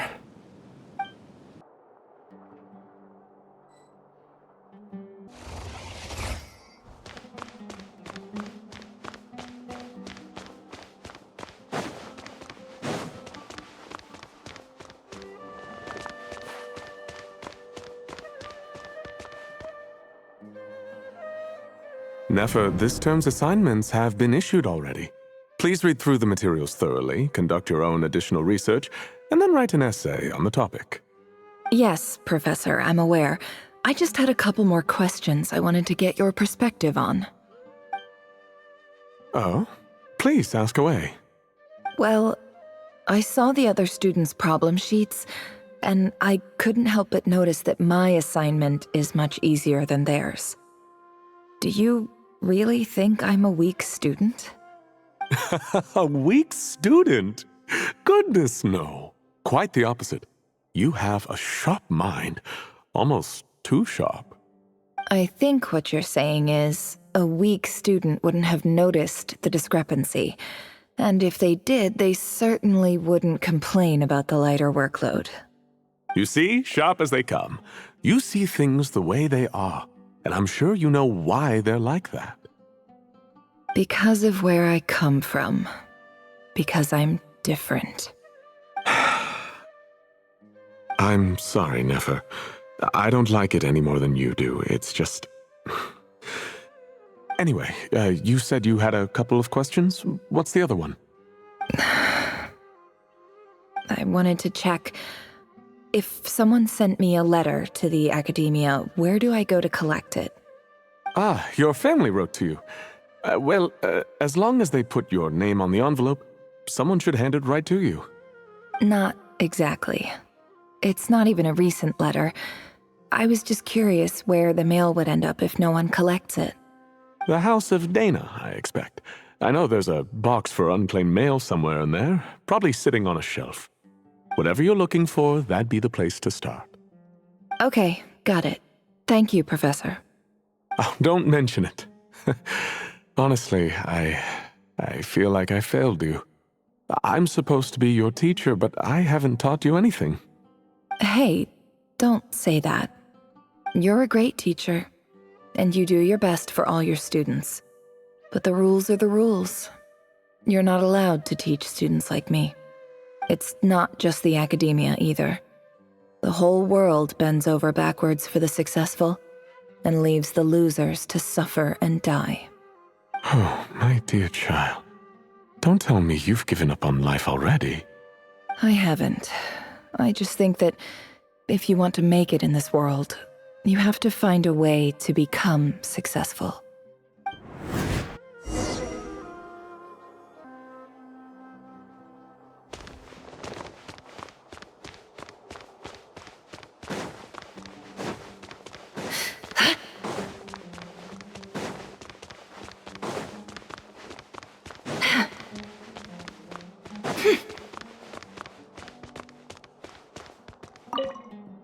This must be it. Let's take a look.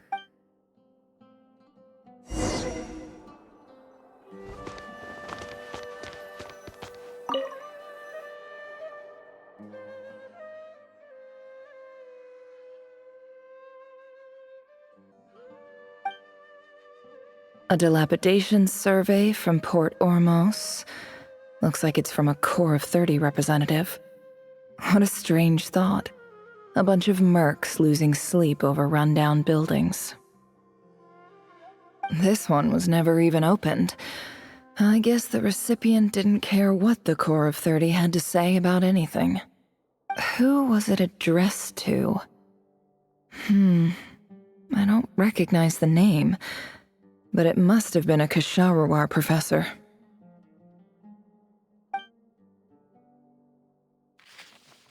This one is addressed to the Immorta Sage. The title is Changes Observed in Satyavada Life Symptoms. Why do all these letters read like full-blown dissertations?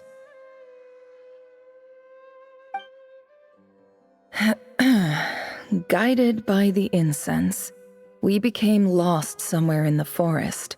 All the barriers between levels of consciousness disappeared as our minds soared around in circles, looking for a branch to seek refuge on.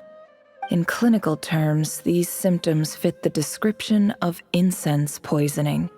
The Immorta Darshan strictly prohibits the use of hallucinogenic substances, but I believe there are still people getting away with it. For example, my neighbor who always breaks out into song and dance after using incense. This seems like something the academia would want to know about.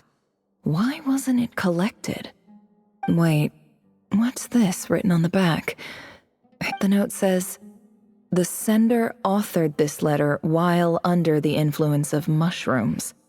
I would send it back, but no return address was provided. Stamped by the Grand Conservator of the House of Dana."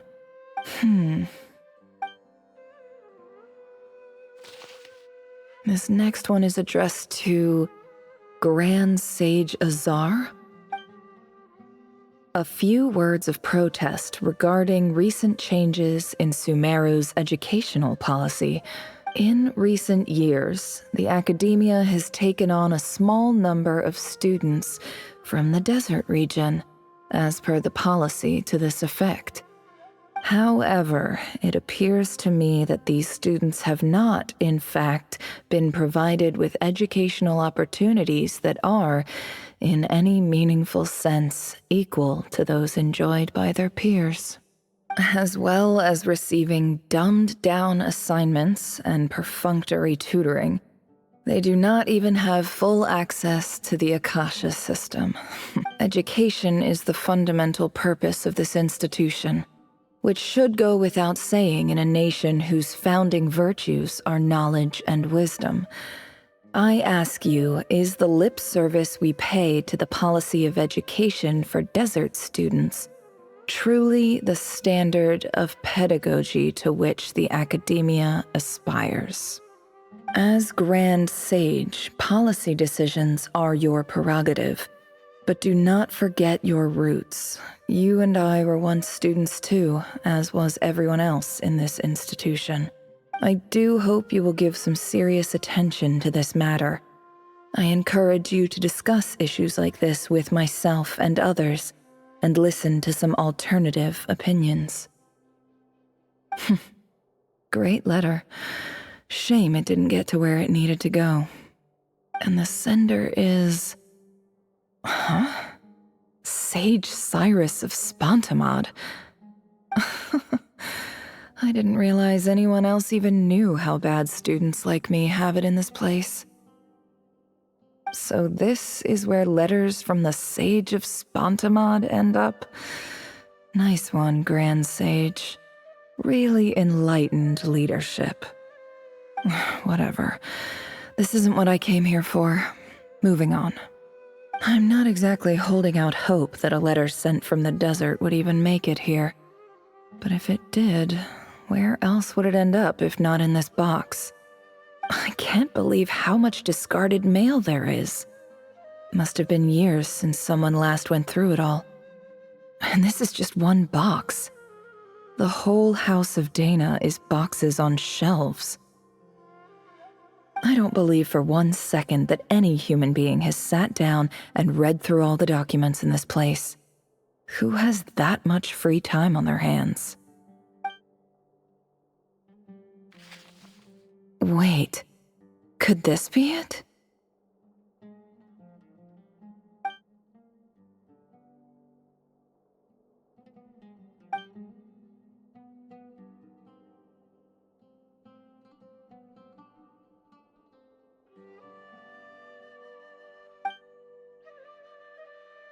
Greetings, Halil. My name is Sinuhe, chief of the Shimti tribe. I was the one who came to you and your colleague's aid when you ran into trouble in the Great Red Sand. I don't know how well you remember it now, but I brought you to safety and gave you some water and other supplies. You seemed very pleased and told me your name. In my tribe, learning a person's true name is serious business, and I therefore see you all as friends. You were kind enough to leave your contact details, so we could stay in touch. The Shimti tribe lives a harsh, nomadic existence in the desert. You were sympathetic towards my plight, promising to make me a special ambassador of the academia and help us find a way to make a better living. This brings me to my reason for writing. Our tribe has fallen on particularly hard times, and I would like to ask for your assistance.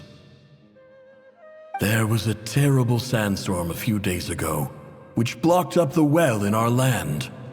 To ensure my people's survival, I had no choice but to venture into Iyab and Unut territory in search of an alternate water source. The Iyab and Unut are descended from the Thamudians. While we trace our ancestry to Tulatala, we worship the Lord of Flowers and have had relatively good relations with our fellow tribes up until now. I found a well belonging to the Iyab tribe.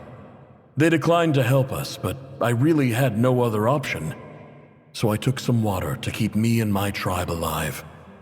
My actions are certain to incur their wrath. When we met, you assured me that you would be my ally in the academia. I would like to take you up on that offer, because I really need your help. I wonder if you could send an academia representative to meet with me. That aside, the last time you were here, you mentioned that the academia had started accepting students from the desert, and I told you a little about my daughter, Nefer. We have next to no resources here in the desert, and my power and influence are limited. Would you consider enrolling my daughter at the academia? She is a smart girl. I know she won't disappoint you. From the outset, the academia never took you seriously. Those things they promised were just empty words. I doubt they even remember the name Sinuhe. And you were so emphatic that your luck had finally changed for the better. You swore you'd lead us to a better place one day.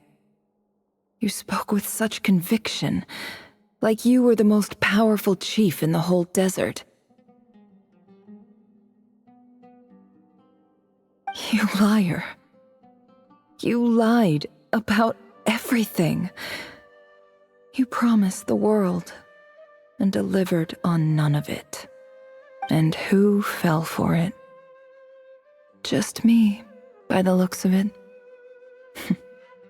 Despite your best efforts. Which makes you a pathetic liar. You weren't even any good at it. I think I'll take over from here. Let me show you how it's done.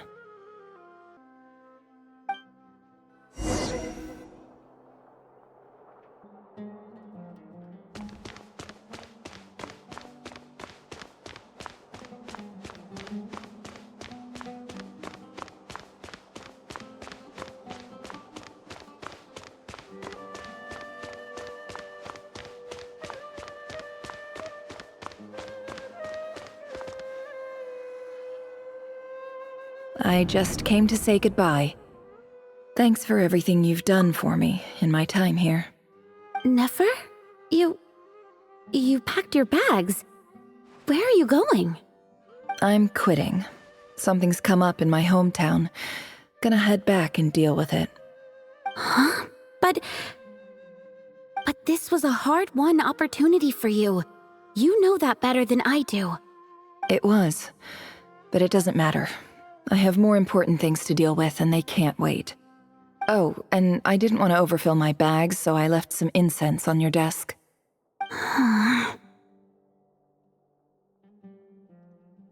What's wrong? I thought you liked incense. Although, I did read somewhere in the House of Dana that it has hallucinogenic effects. Don't use it all at once, all right? Isn't this the stuff you brought from your hometown? You're just letting me have it? But you said it's a rare and valuable commodity. Yeah, about that. I lied. It's not rare at all. There's this bunch of ruins near my hometown that are practically overgrown with this plant. It's not worth much. Keep it, it's fine. But Nefer... All right, that's all from me. You take care.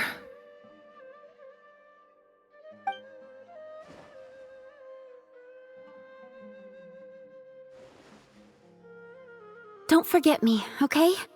I mean, we're more than just classmates, right? We're friends. Yeah, I'll remember you. I lied again. That incense is worth a fortune, and it's a rare find even in those ruins. And as for remembering her, I have far too much to do when I get back. No time to reminisce. I'll be lucky if I even make it through this alive. But either way, I expect I'll forget you pretty quickly.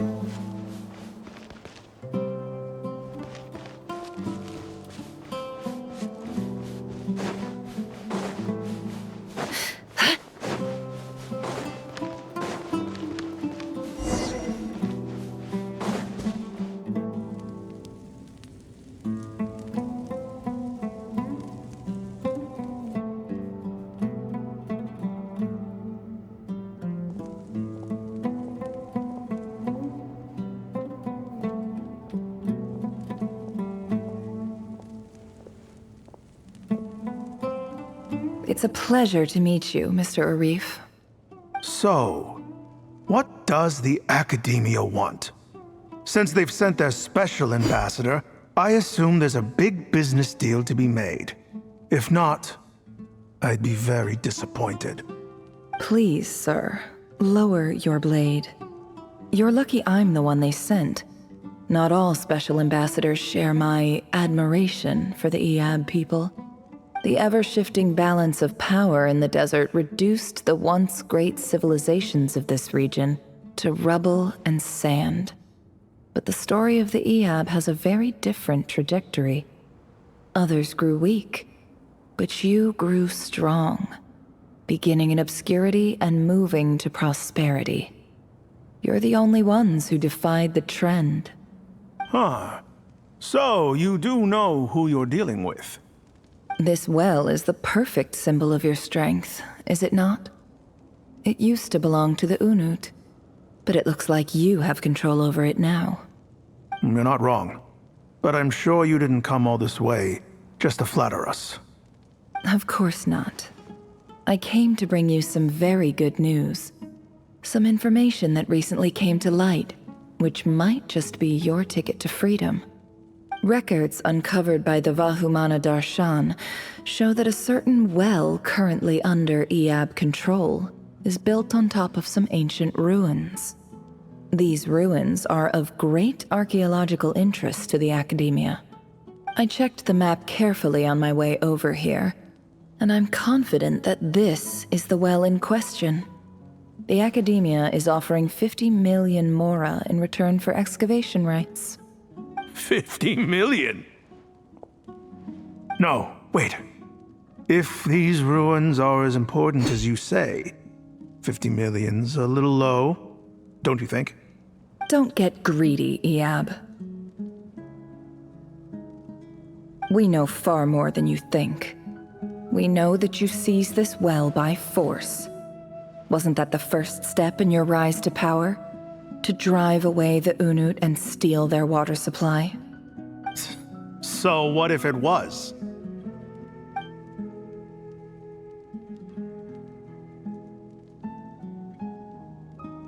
Don't worry.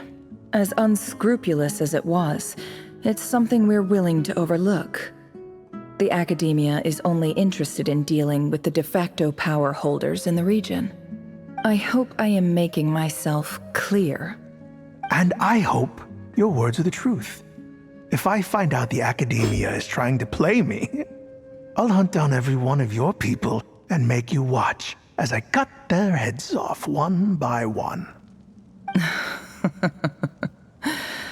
I assure you, Chief, that would not be in your long-term interests.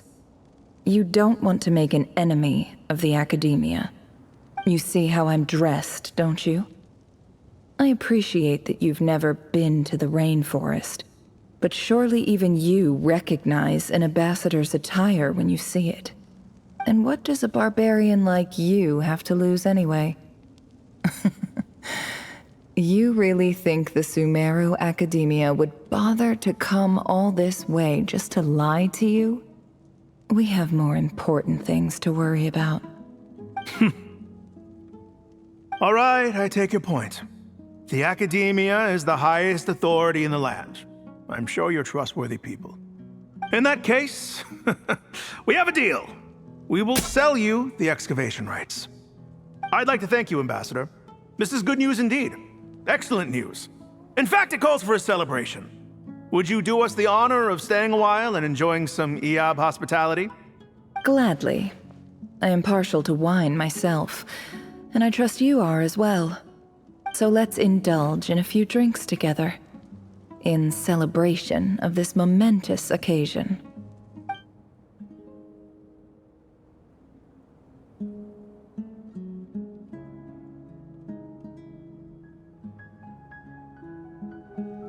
Chief! Chief, it's an emergency! It's the Unut. They've taken the well. What? Well, don't just stand there. Take it back.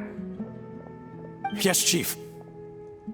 I have every confidence in the Eab's military superiority, and yet... Well, what is it? The Unut's response was alarmingly fast. The day after we reach a deal, they seize the well. This can't be a coincidence. Perhaps there is a traitor in your midst. I don't think so. I am obliged to remind you, Chief, that the Academia will only deal with the de facto power holders. If you cannot regain control over the well, I'm afraid you won't see a single mora of that 50 million. No! Please, Ambassador, just give me some time. I swear the Unut will not get away with this. That well is ours, and so is the Mora. Glad to hear it. I will wait here for an update. If there is a traitor, I will find them. In the meantime, make yourself at home. I'll report back as soon as I have an update. Much obliged. Wow. All it took was a few words and I've got him wrapped around my finger. What an amazing feeling.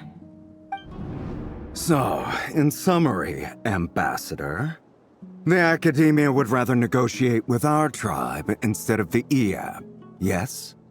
The Eab are ruthless murderers who don't listen to reason. And now they have the gall to interfere in our research projects in the desert region. So let me ask you, Chief, if you were the Academia, what would you do? Kill them all, of course. Precisely. The Academia does not tolerate those who stand in our way. The Eab have held back our academic pursuits for too long, and our patience is wearing thin. At the same time, there is simply no way that the Academia can be seen to be intervening in desert affairs. I'm sure you understand where I'm coming from. We have our own rules out here. If the rainforest dwellers raised arms against a desert tribe, it'd start a bloody war. Right. We can't confront them ourselves, but we can support their enemies. The Unut have always had strained relations with the Eab, which makes you our natural allies. Natural allies. Weren't the Eab your allies once?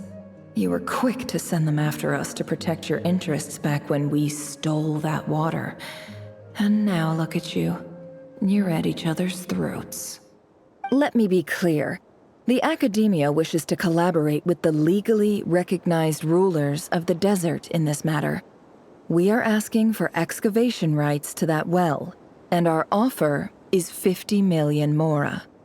Say no more. I believe we have an understanding. Good. Then I suggest you get to work. Get us access to that well, and the mora's yours. You see, Dad? Lying is easy when you know how. People will believe anything.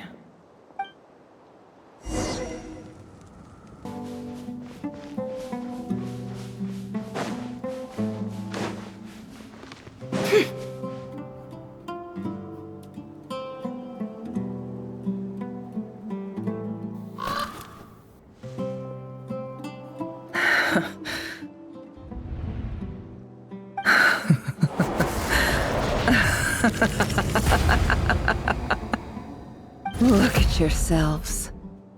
You may be vile, savage monsters, but your butchered bodies bleed like any others. You're no different. You're nothing special at all. The monsters who destroyed my home, they're just ordinary, petty human beings. What a joke. I think we're even now. Maybe I've even done the desert a favor. It's a better place without all these people around. Oh, Sinuhe, my gullible fool of a father. Perhaps if you'd been as ruthless as I was today, our tribespeople would still be alive. In this dog-eat-dog world, a chief needs to be tough to survive. But you couldn't do what had to be done. So I did it for you. Nefer, it's okay. All of this is in the past now. I believe I remember you promising to remain silent. Yeah, but even so... Yehoda, is there anything you can do to ease the tension? Alright, time for a sharp turn onto a completely different topic. So, anyway, that's enough of that. When are we getting out of this place? Feels like we've been walking forever. I'm getting pretty tired. Oh, Alma, you tired? Yes. If we can find somewhere to sit down, I could certainly do with a rest. It's not far now. There should be a temple just up ahead. Yes. Really? A temple? That's where this story ends? I guess that's how things go in the desert.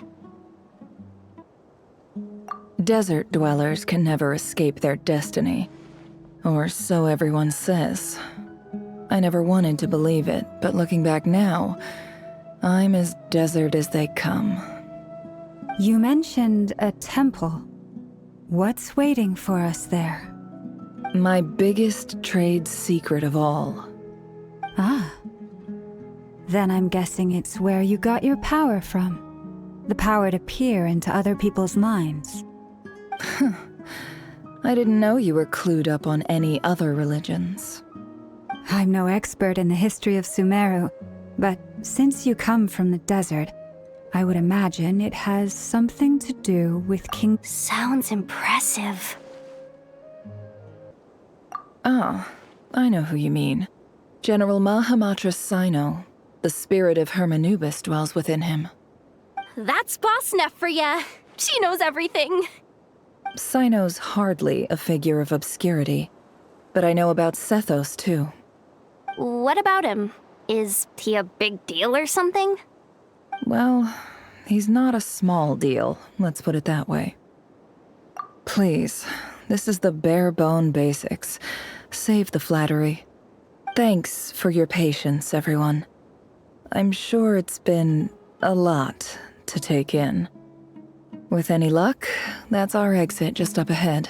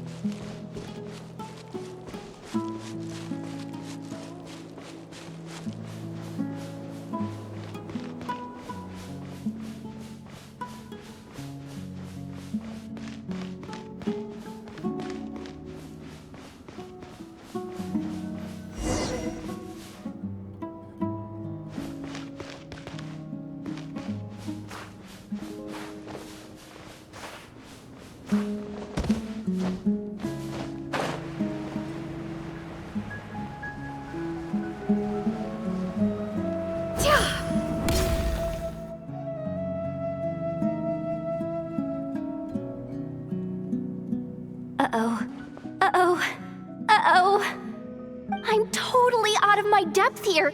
I don't have anything to add about any of this stuff. Like, look at that statue, for instance. I want to do the whole name-dropping, this girl knows her stuff thing too, but I've never seen anything like it before. A statue with the head of a bird. That's Thoth, the Ibis King, one of the 7 pillars of King Deshret. The legends say that he, the Crocodile King, and the Goat King were the 3 retainers of King Deshret. Let's take a look.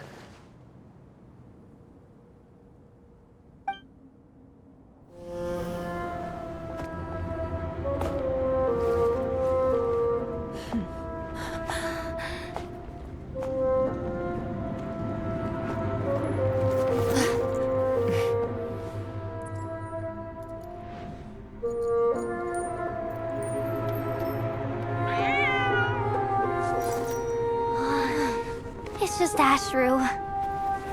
So, all is well?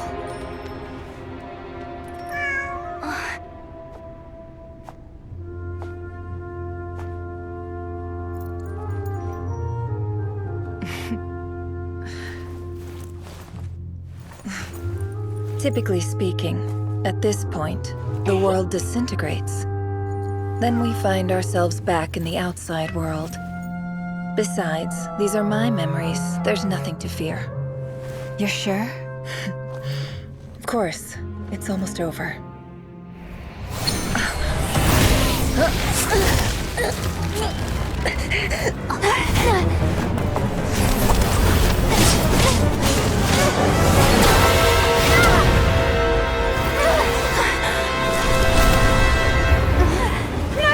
Hold on!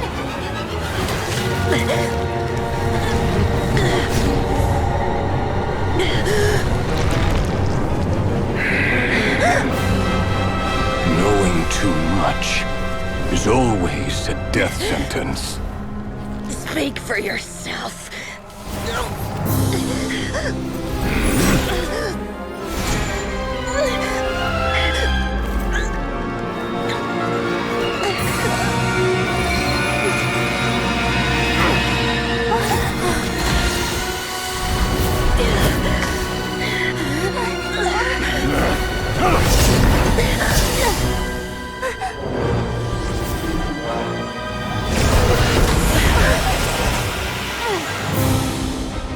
How repulsive.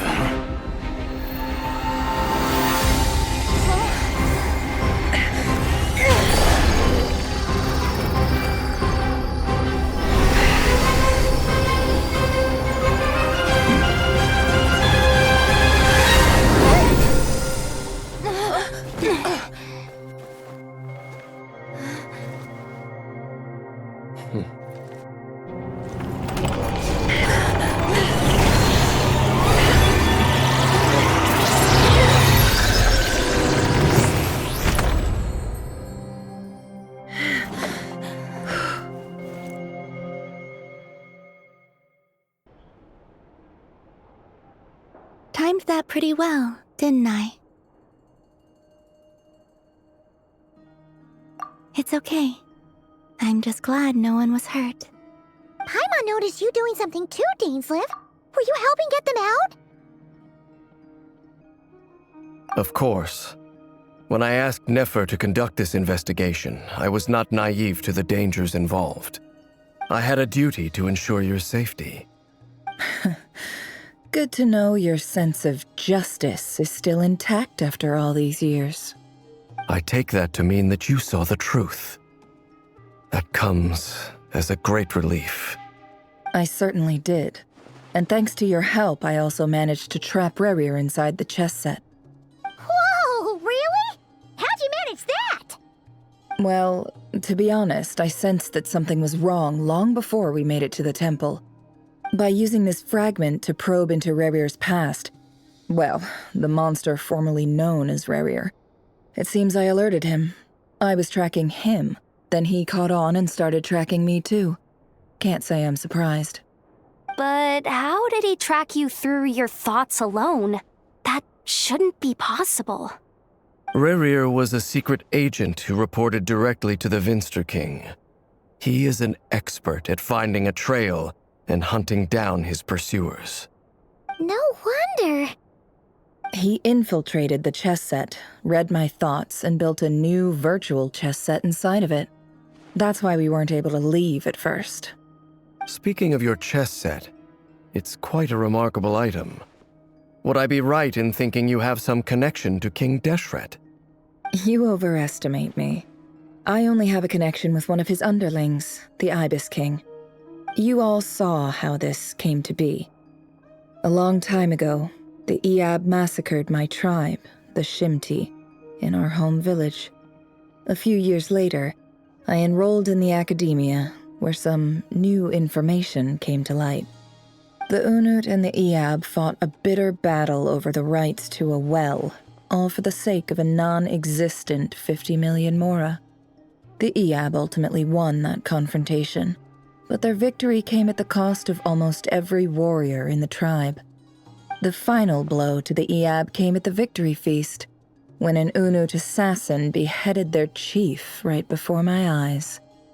The remaining Iab fled and have been scattered to the winds ever since. Having gotten my revenge, I returned to my hometown, where to my surprise, the nearby temple was still standing. There it was, seemingly immune to the relentless hostility of the desert, while my tribal home lay in ruins. As I stood there gazing at the temple, I noticed a cat just outside. This cat, as it turned out, was home to the spirit of the Ibis King. He led me to a gate deep inside the temple, and there he made a deal with me. This chess set is my gift from the Ibis King. The chessboard within is made to the same specifications as the one in the mausoleum of King Deshret, and represents his power of piercing analysis. With this chessboard in its container, I gained a certain ability to perceive hidden secrets. Now, you could conclude that the Ibis King simply wanted to give the people of this world the power to seek the truth, but I don't believe that's the full story. Every god plays favorites. Their hearts are as fickle as any human's, full of secrets, perversions, egotistical tendencies. But precious few gods are willing to admit this. It is the same with all powerful forces, including fate itself. Their gaze falls preferentially upon a select few. As you rightly point out, this is an act of favoritism. If you're alluding to the Abyss, then yes, I agree. Gather the others. It's time to share everything I've learned.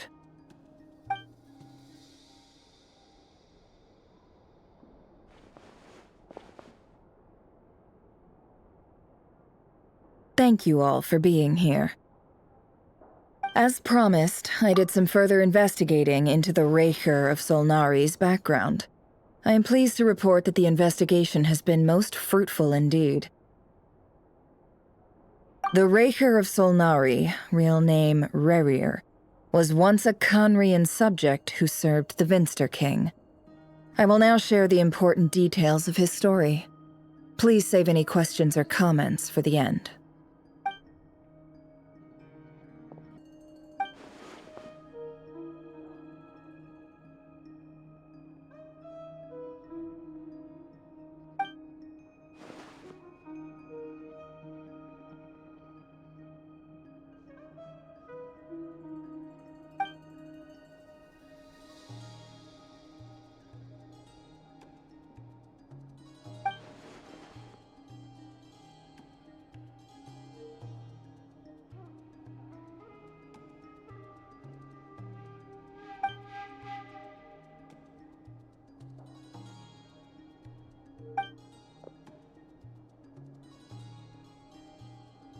So that's why he's so obsessed with the moon. A tragic tale, to be sure. But it does not excuse his many transgressions. No matter how much Rerir suffered in the past, the fact remains that he is what we know today as the Wild Hunt, wreaking havoc upon innocent lives in Nod-Krai. He becomes more dangerous with each passing day. If left unchecked, it is simply a matter of time before all of Tevat suffers the consequences. This is a threat that the Knights of Favonius cannot ignore. A question for Miss Columbina. Forgive me if this is presumptuous, but have you ever seen the spatial gateway that appeared in Rerir's memory? Never. But I have heard stories of something called the Moon Gate, and this seems to fit the description. Miss Lauma, any thoughts on this? In the lore of the Frost Moon Scions, the moon is believed to hold many secrets. Some sources speak of ancient knowledge, others of a gateway to the unknown. The term Moon Gate is one I have heard before. But as is the case with all of our legends, there are no records of any first-hand witnesses. We cannot know whether it truly exists. Then back to Miss Columbina. As a moon goddess yourself, do you have some idea of where the Moon Gate leads to? Not at this stage, sorry. I do hold the power of the Frost Moon, and my strength is recovering well. I can sense that the gate would open at my command, but...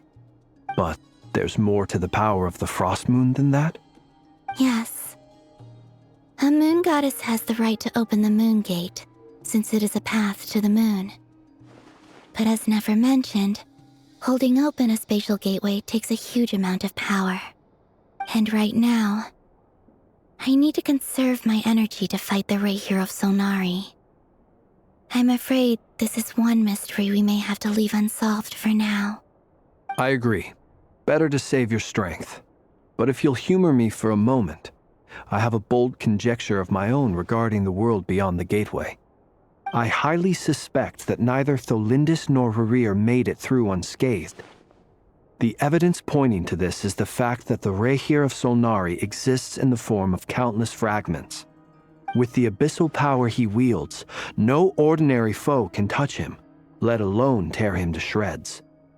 And yet, the wild hunt proliferates wherever his scattered fragments lie, drawing hordes of monsters to many different locations across the land. So your theory is that Rerir was physically torn to shreds by some powerful force? Hence, why the Wild Hunt is a distributed phenomenon, rather than a unified one? Makes sense to me. Explains why the Wild Hunt is so pervasive, and why he's been trying to piece himself back together. He was whole to begin with, and he wants to be whole again. Without the power of the Abyss on his side, he almost certainly would have perished the moment he was torn apart. But the Abyss, much like a curse, has kept him alive. I could not agree more. The power of the Abyss is most surely a curse. It is a compelling explanation, and one that accords with my present understanding of Abyss creatures. Whether the life form in question is primitive or advanced, if a curse has extended its lifespan unnaturally, it will continue to survive in spite of everything. This raises some interesting questions. I will run some experiments and see if there is any validity to my suspicions. That being said, regardless of whether my research bears fruit, I would like to thank Miss Nefer for conducting such a thorough investigation. Already, it has greatly enriched my understanding of the entity we face. My pleasure, Mr. Albedo. I too hope that the information I have shared today proves useful as we look to formulate the next stage of our plan. Hey! What is it, Dainsleif? You look really upset! It's just... when I think of the man I once knew as Rerir, I struggle to understand why things had to turn out like this. The two of you used to be friends, didn't you? I don't know if these words will bring any comfort, but my heart goes out to you. Mine too. We can never know all the hows and whys of the way things are. The moon and stars are full of untold secrets and lies, and the skies are host to many more mysteries than these alone. Yet, none of that can begin to compare with the complexity of human life. Those are the first comforting words I've heard in a long time. Thank you, both. Well, I think this is a good place to end today's meeting. I'm sure Nefer needs some time to recover. She's been through an awful lot today. That's very thoughtful of you, Llama. Of course. Sounds good to me. Take some time to rest and digest before we reconvene to nail down a plan.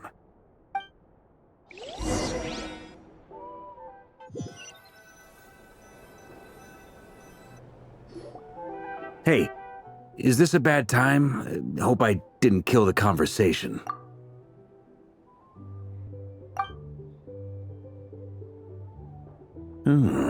Nice room. Oh, I'm not coming in, though. Why not? It's just a hotel room. If it's all the same, I'll just stay out here. I might not look the part, but I'm technically a knight. Barging into people's private quarters isn't the kind of thing we do.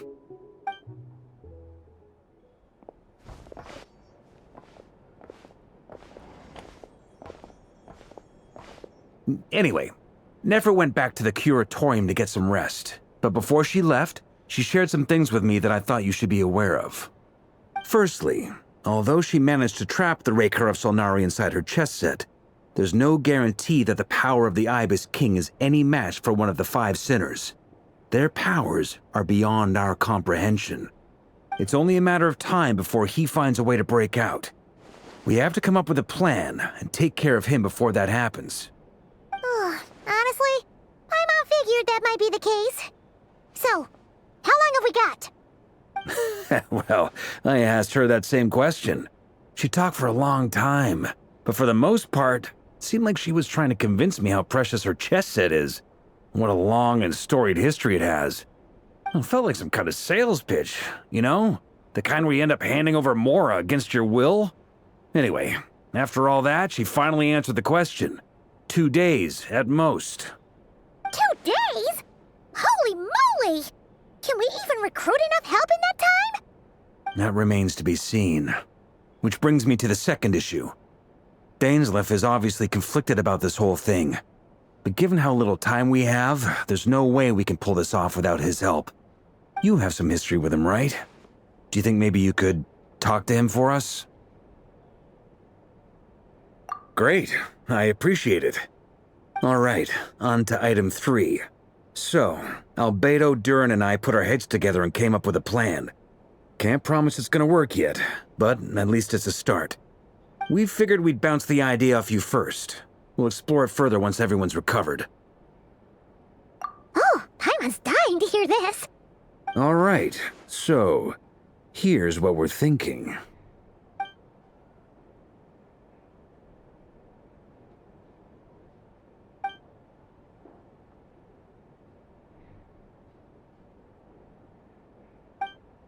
We felt a little uneasy about roping you into this. I mean, firstly, you're not locals, and secondly, none of us are your boss. You're well within your rights to refuse if you so choose. Roping us in? Why would you even say that? We know the stakes here. It's all of us against the Rerir of Solnari, or none of us stand a chance. I choose my words very intentionally, I'll have you know. I like to think there's an art to striking a down-to-earth tone even when the stakes are through the roof. Sir Varka, I have a few thoughts about this plan. I'm all ears. I think we can be more flexible with how the roles are allocated.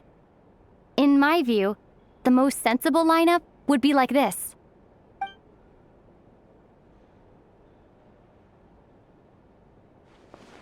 I see your point, yeah. But if that's how we're going to approach this, you'd better make sure you're ready. To be clear, I don't doubt your abilities. Far from it. I just want to make sure. Are you really willing to take all this on? I want to do everything within my power. The Rerir of Solnari is a truly fearsome opponent, and if I do my part, it'll greatly reduce the risk for everyone else involved. Well, that tracks with what I've heard. Jean's mentioned in her letters that you're so diligent it's almost abnormal. As in, most people weigh up the risks and rewards in situations like this. But you seem to just march towards danger without a moment's hesitation. Of course, everyone appreciates a fearless pioneer. But all that aside, I'm the Grand Master of the Knights of Favonius. and you're our honorary knight. I want to make sure your courage doesn't come at the expense of your safety. Thank you, Sir Varka. I should be the one thanking you. It means a lot to have you on board. I'll give some serious thought to your suggestions.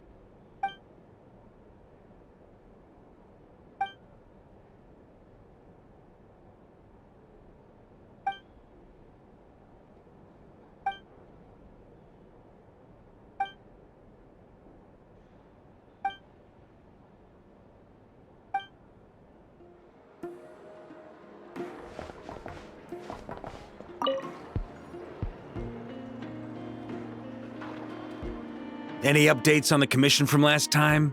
Should be done just about now, right? Apologies, Mr. Varka. The wine merchants from Mondstadt say they'll need more time to prepare. Also, they have asked me to pass this message on to you. Have you seriously finished the last batch? That cart was huge. Well, it's not like I'm the only one drinking.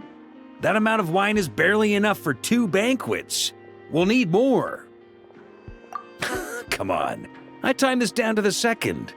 The Dawn Winery should be reopening their cellar of dandelion wine right around now. As the Grand Master of the Knights of Favonius in Mondstadt, patronizing their business is but one of my duties. Don't worry, I've left some for them. I didn't clean it all out, or Charles would have nothing to work with. The trouble with long journeys, though, is that wine tends to lose its flavor in the process. Next time I get back, I'll have Charles mix me the strongest drink he's got. Now, who to drink with? Kaya would definitely come if I called. And D-Luke? Well, if I can catch him, I'll have a couple of drinks with him too. Well, might as well get those two to have a drink together, perhaps.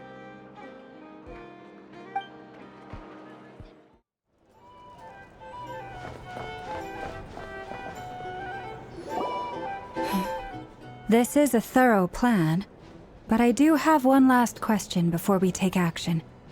How can we be sure that our enemy won't leave the designated area? Great question.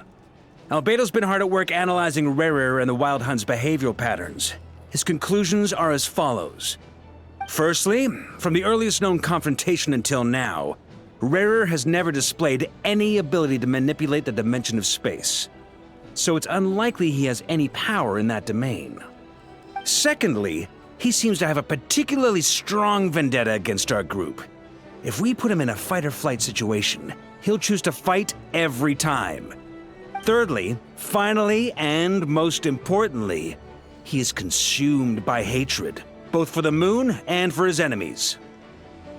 Turns out, we tick both of those boxes. We have a reincarnated moon in our ranks, and a spy who accessed his private memories without permission. He'll be baying for blood, not looking to escape. As someone who's had their fair share of interactions with the Wild Hunt, those all seem like valid observations to me. Understood. Then I will defer to the verdict of the group.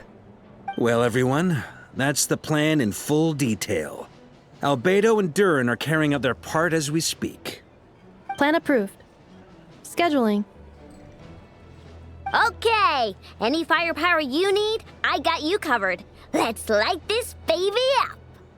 The Frost Moon Scions are behind you as well. And the rest of you?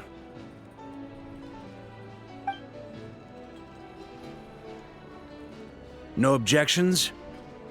All right, then it's settled. This is the plan we're going with.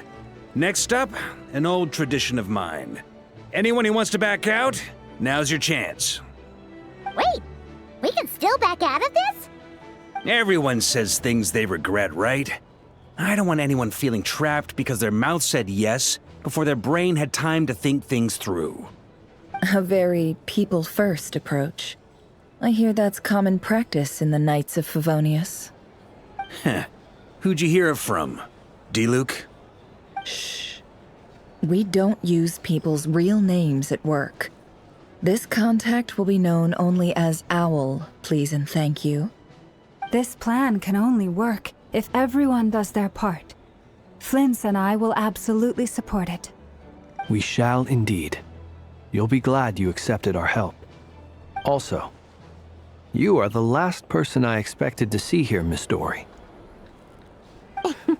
It's not often I get called Dory in a work context. My peers usually call me Lord Sangama Bay. So, the longer your name, the higher your net worth. Is that the idea here? In that case, Mr. Flint's here must be worth a fortune. That's right, I know your full name. It's... The walls are thin here. I'd appreciate you keeping that a secret. Okay, fine. I'm actually only here as a favor for someone else. Do you have any idea how much it would cost to hire me otherwise? Oh! Does this mean someone out there actually has the power to boss Dory around? It most certainly does not. We have a long-standing and mutually beneficial business partnership. She's actually the mom of a friend of yours. Said mom supplied me with a great little trinket, but now that lady's ruined everything. If I don't start building a little goodwill now, my whole business in Nod-Krai is gonna go down the drain! Okay. So what exactly is so special about this pendant? It's a lucky charm that a great mage made for me.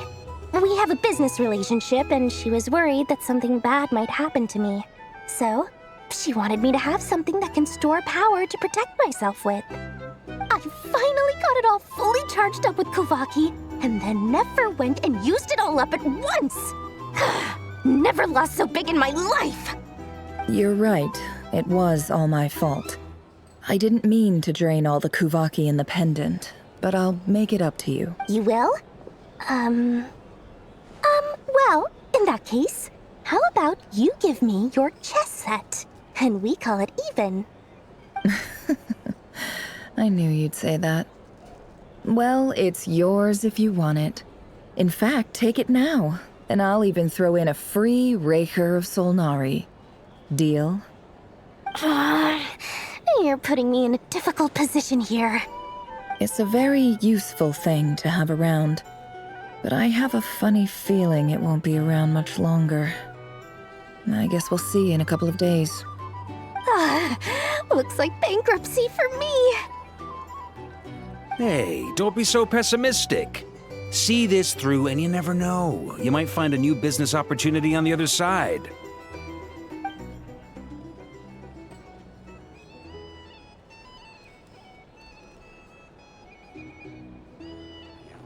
Keep my words.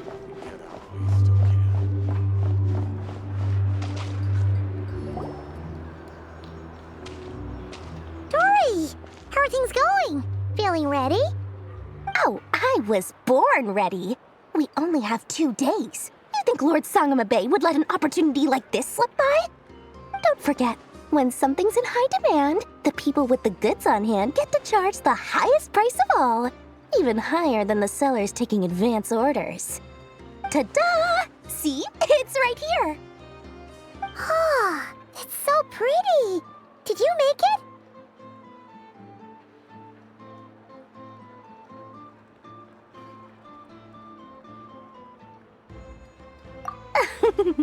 No, I have a supplier.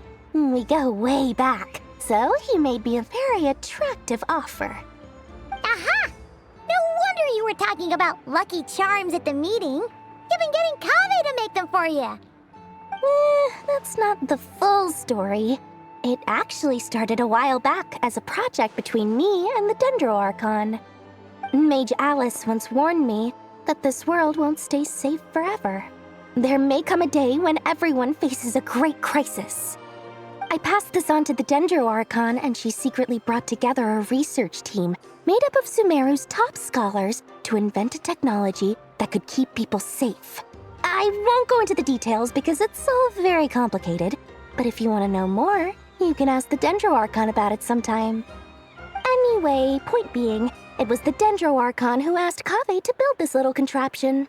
As one of the top Kasharawar talents, he was the obvious choice.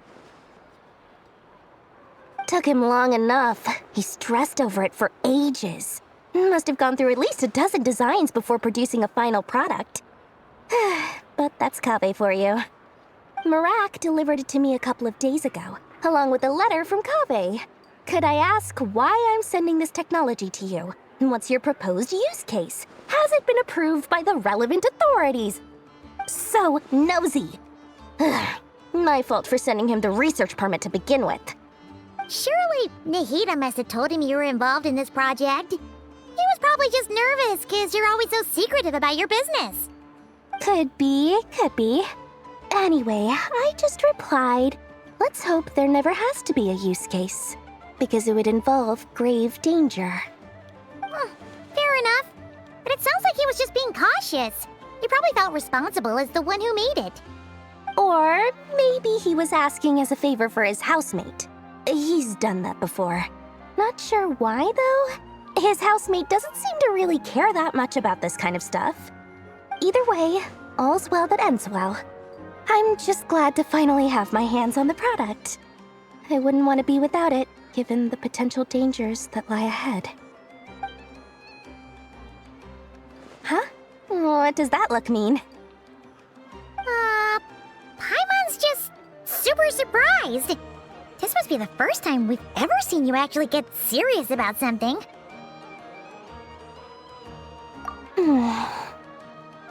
Well, a long time ago, I made a promise to myself.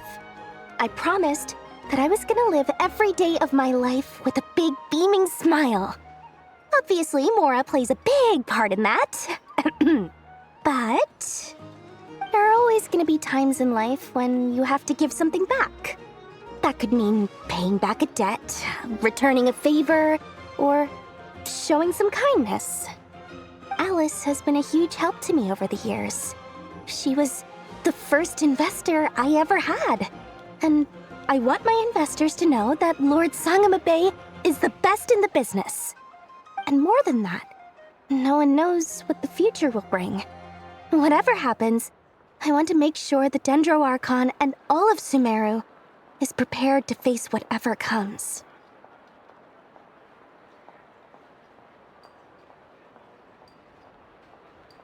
Oh, that? I was just making sure Nefer and I are square. Don't be thinking it was some sort of benevolent act. I'm no saint, so don't treat me like something I'm not. My priority is doing the business that I want to do, so long as my conscience lets me, but it usually does. That's the Lord Sangamabe business model. All right, if you say so. I do say so, and that's the whole point. I'm a businesswoman. Don't go trying to figure out what kind of person I am. You'll exhaust yourself. Much easier for everyone involved if you just take my word for it. Oh, and could you two help me get this stuff where it needs to be? Thanks so much. You're my favorite assistants.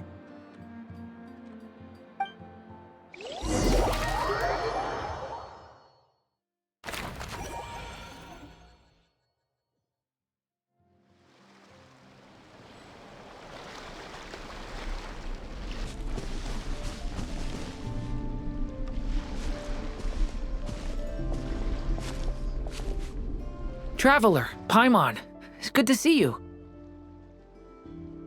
Everything going smoothly over here? Sort of. As you're probably aware, Varka, Diren, and I captured some abyssal creatures from the Wild Hunt. Per the plan, we dissected and analyzed some samples of these creatures. The process went very smoothly. The findings, however, come with some troubling implications. What? You can actually dissect the Wild Hunt? That depends on your definition of Wild Hunt and dissection. Harmless, lifeless. These words are accurate descriptions. The Wild Hunt is an interesting phenomenon. In and of itself, it doesn't seem to possess anything akin to a human personality. But taken as a collective, the medium through which the Wild Hunt is summoned does appear to have a soul. Master griped a lot about the wise Horoptatyr, and seemed somewhat fascinated with the foul Certology. But she barely mentioned Rerir at all. I don't think that was because of his lower social standing, though. Anyway, it's a pity. I should like to hear her thoughts on the nature of the lifeform he has become today. It's a strange mix. The furious energy of an abyssal being channeled through a fractured physical existence. A consequence of being torn apart by an unknown power. Perhaps the only explanation for his survival in this state is that he sacrificed a degree of individuality in exchange for a continued existence. Oh, sorry. Once I get talking about interesting research, I have a tendency to go on indefinitely. Back to our research findings. Essentially, they confirm my hypothesis. Rerir's corpse is completely contaminated by the Abyss, and the effects are irreversible. You could think of this as Rerir in mutated form. But in my view, even that would be inaccurate. In reality, his whole being has been consumed by the Abyss.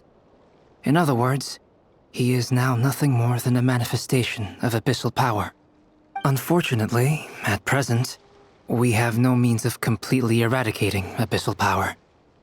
Hence, we cannot fundamentally destroy the Rerir of Solnari either. Oh, that's terrible news! So, that's it? We can't defeat him? Not even if we get the power of the Three Moons? Miss Columbina's situation is a difficult one. She can never achieve wholeness when the world does not accept her presence. It's as if her creator banished her to a place she can never be accepted. It means she spends most of her energy just on her own survival. Given the circumstances, it's only natural to despair. But we must see this plan through to the end. Time to kick off the backup plan. Oh, Paimon almost forgot! This is for you. Dory asked us to bring it. Ah, how wonderful. Well, thank you for making the trip. Durin and I will be heading off shortly. I'm sorry I won't be there to protect you in person this time. Please be careful. All right then. Stay safe.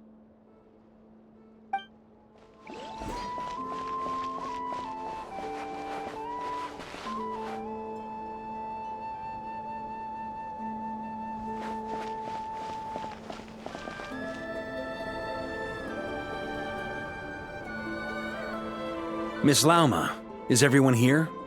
Yes. The fate of my flock is in your hands, Grandmaster Varka. Please keep them safe. My lady, what are you saying? Within the next 24 hours, we will face the biggest crisis the world has ever seen. This is not a burden that we deserve to bear, but I believe that we reap what we sow in this life. So I intend to act. I must do what I think is right. For me, that means fighting for the future of Nod-Krai. This gentleman is the Grand Master of the Knights of Favonius, Varka, Knight of Boreas. In my absence, please follow his lead. Hey, everyone. Guess I should introduce myself. Well, to start with, I know my way around a battlefield. Biggest strengths are honesty and hard-workingness. Anyway, point is, I don't intend to let Lauma down. I'm gonna do everything in my power to keep every last one of you safe and sound.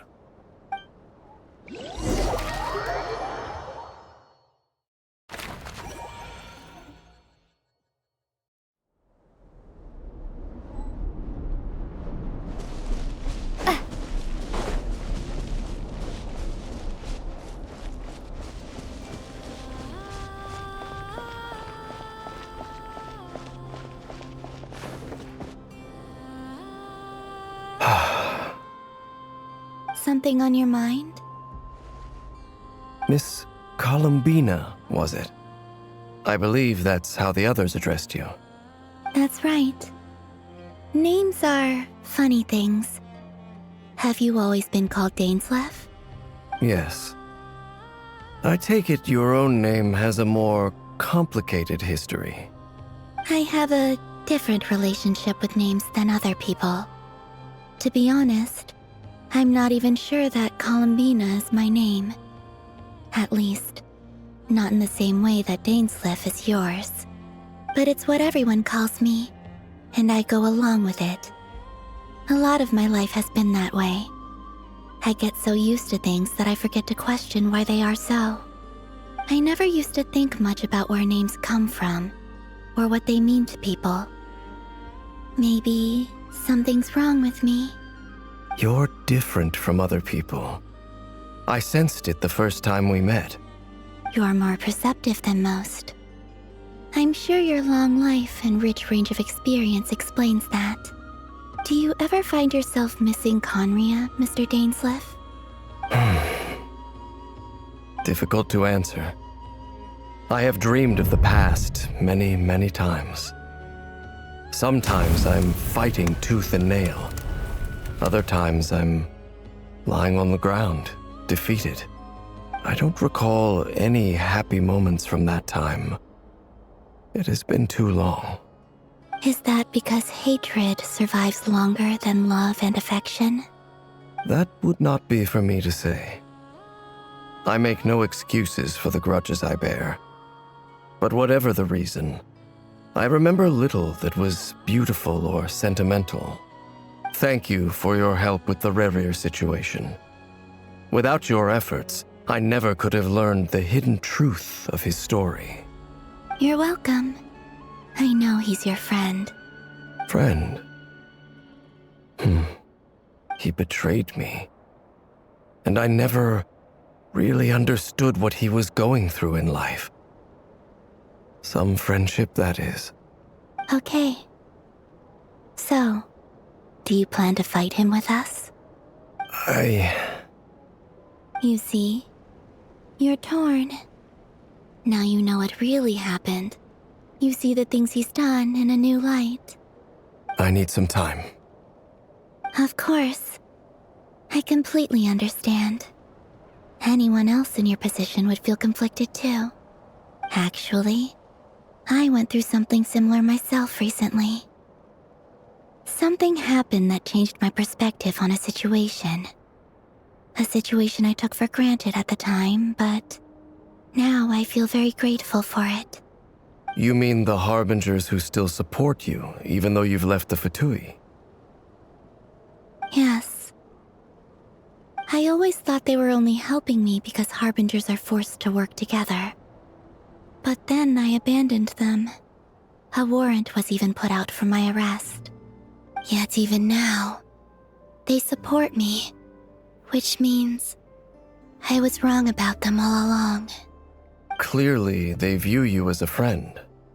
I feel a little guilty now. I regret not seeing their help for what it was, and not treasuring it. I see the guilt that you're feeling now, because I feel it too.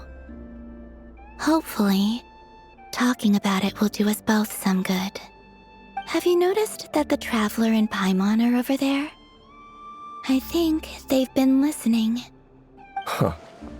Shall we say hello? Sure. Hello. Ah! They caught us!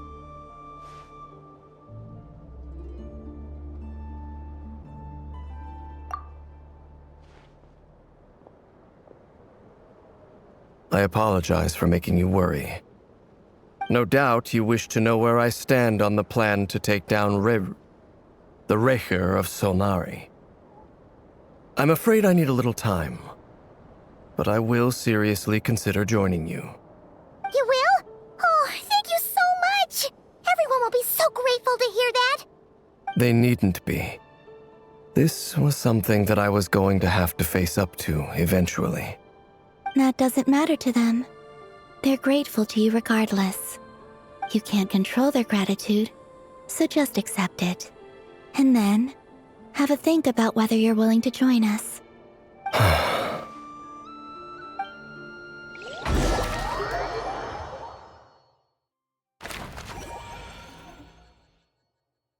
It's nearly showtime! Let's go rendezvous with the others. You know the place.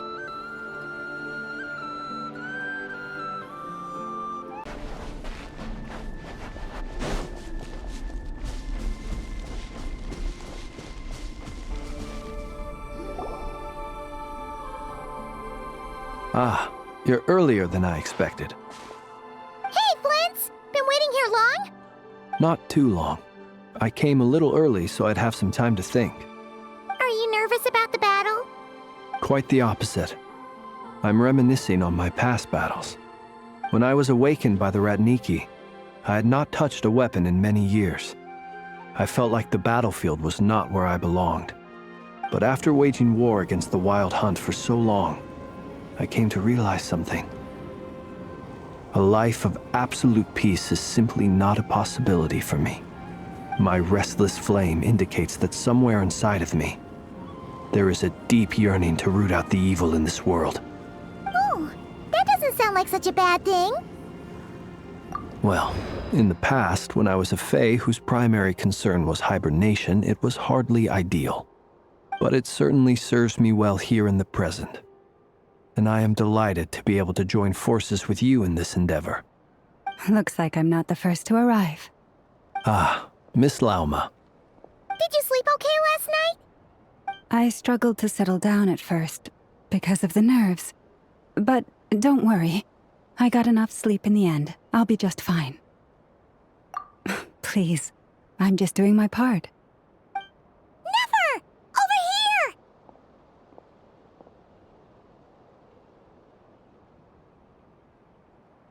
here! Aino asked me to relay a message. She said Anefa will be on high alert and keep a close watch over all secondary districts where defense is required, providing support as necessary. Meanwhile, Aino herself will provide range support to us directly, using her latest invention. Excellent. My thanks to all involved. The chest set's looking a little unstable. It won't hold him much longer. We should be prepared to engage at a moment's notice. No sense sitting around waiting. Let's make the first move while we still have the option. I agree. Paimon, find a safe hiding place. Got it! Be careful, Traveler!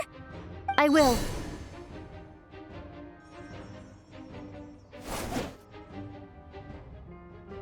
Everyone, take your positions as soon as the battle starts.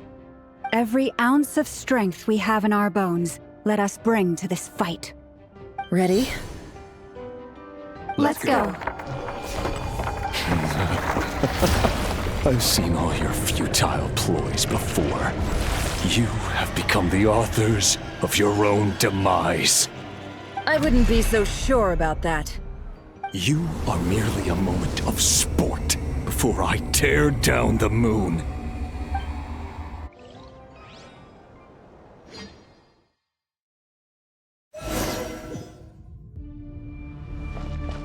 Stay on Moonlight betrays Yep, you too! Move! Are you quite finished? Let me help you guys.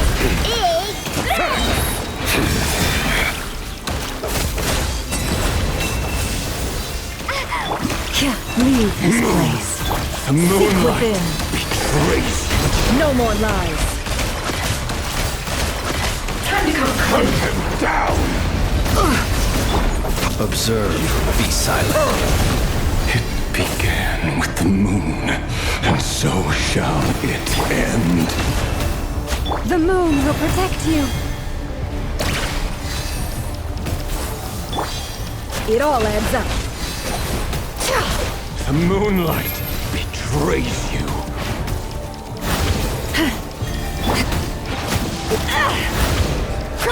Observe.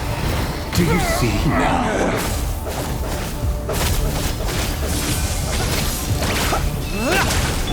From here, when will it be as you foretold?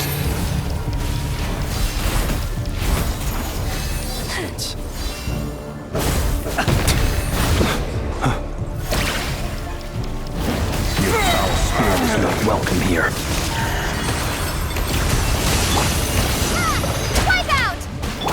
No more lies. It all adds up. With one heart, we pray. The deception ends here. Go!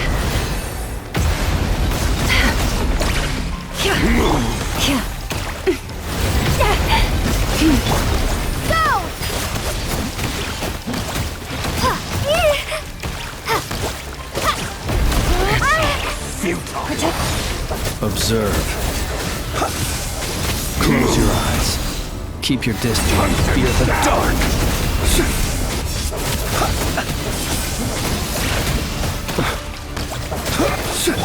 The moonlight is all futile. Can't hide the truth. No more lies. By the frost moon evolve. Moonlight Within. me. Your little game of heroics is over. Who wants to go first? Move.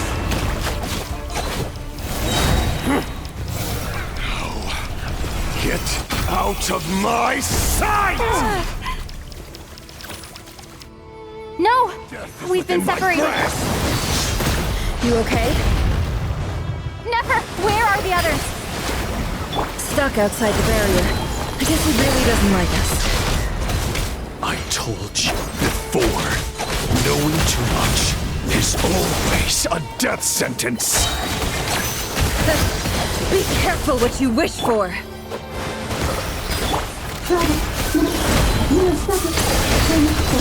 Lauma! Can you hear me? Silence! Voices are gone. But at least I know they're still there. I need to focus. Stick to the plan. Remember my most important task. Just stalling him. If I can stall him for long enough, the moment will come.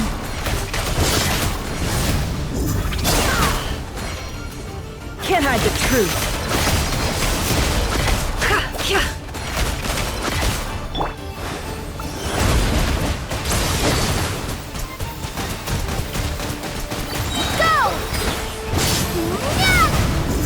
The deception ends here.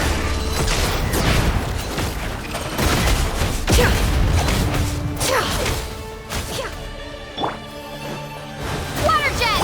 Can't hide the truth.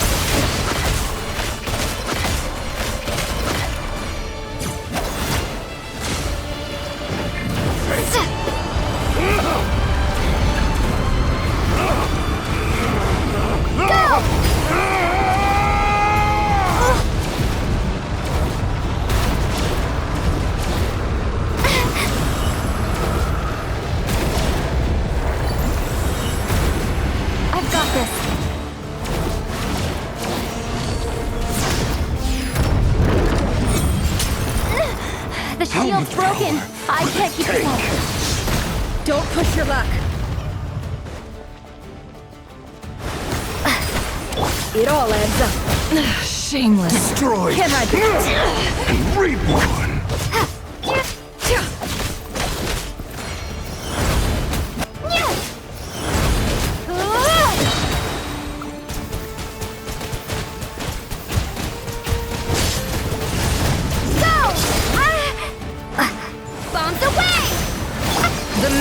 Unravels. No more lies. Time to go clean.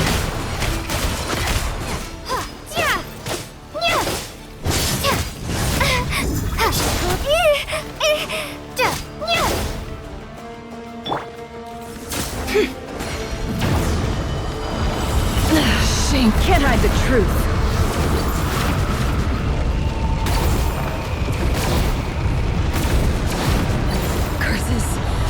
No other way.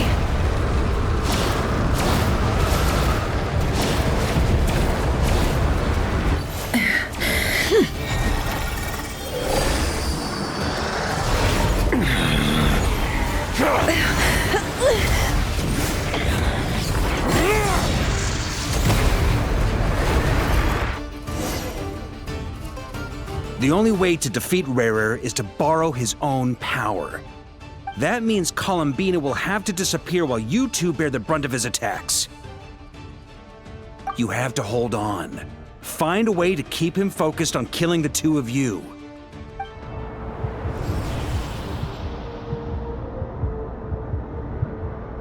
Never! Your eyes are bleeding. Soon you will be powerless to resist. And then, I will reduce you to dust. But that dust will plague your memories. Come on, keep holding on. Any other tricks up your sleeve? Let's see them. As entertaining as they are. You've backed yourself into a corner. You don't fool me. I see your fear clear as day. I have to stoke his rage.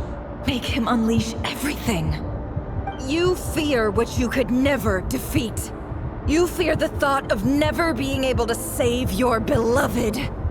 You cannot win the fight against fate, Rerir.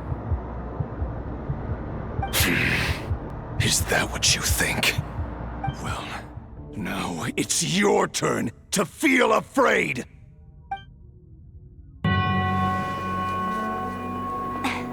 You fear the sound of your own name? Is it us you hate? Or is it what you've become? Let's see what becomes of you!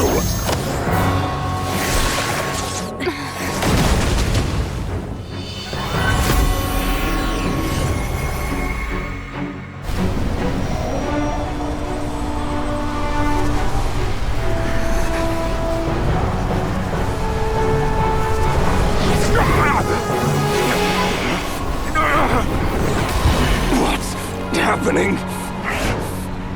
That power. I've seen it before!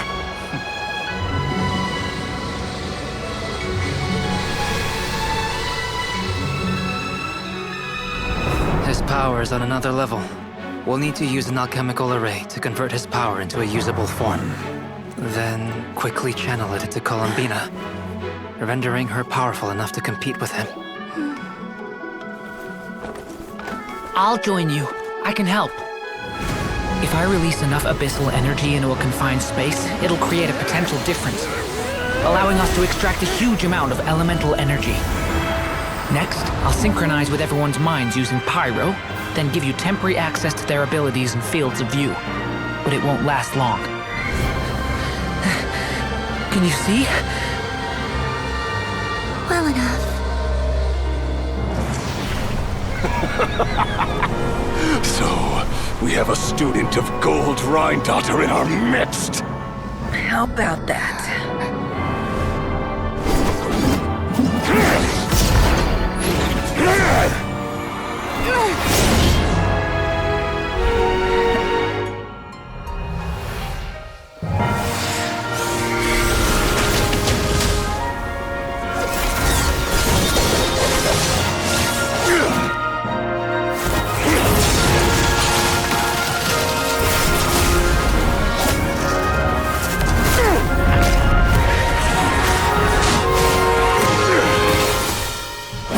You use my own power against me? Just like how you stole Kuvaki. Look familiar?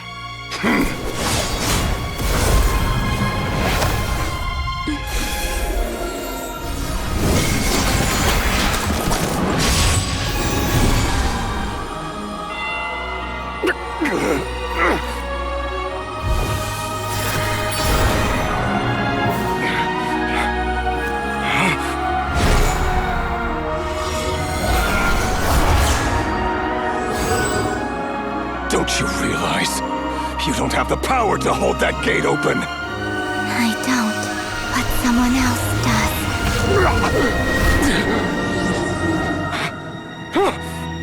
Goodbye, Rerir.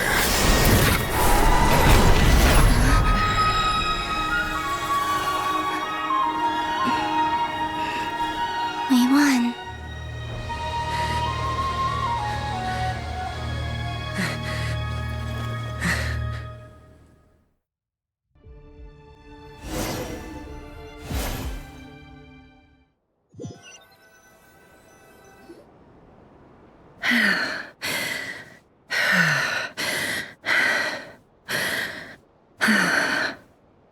Nefer, how are your eyes? They're fine. Apart from the blindness, of course. It's not too late. Let me handle it.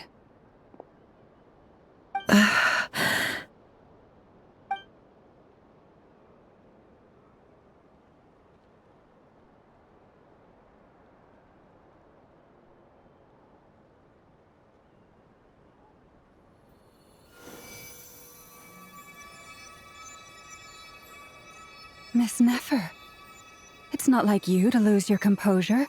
That was the most reckless thing I've ever seen you do. Reckless how? The situation was critical. Our lives were at stake. We had to do something. Even so. Okay. I guess you're right. Under the circumstances, it was a wise decision. You traded your eyes for an incredible victory. In business terms, I suppose that's a huge return on investment. I'd be hard-pressed to argue otherwise.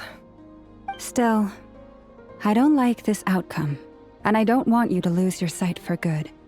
People suffer when they make sacrifices they shouldn't have to make, whether that means faith, strength, or in this case, your ability to even see. I had hoped you could win without sacrificing so much as a single hair on your head. Thank you. Really. All done. Don't try and open your eyes just yet. We'll see how you're doing in a couple of days. Until then, please follow your recovery plan to the letter. I'll send full details through Yehoda. For now, just get yourself home, relax, and rest. My dear friends, we have fought bravely and achieved a spectacular victory. A dark cloud has been lifted from the skies of Nod-Krai. All in this land will be grateful for what you have done. The moon will remember this day. Thank you both.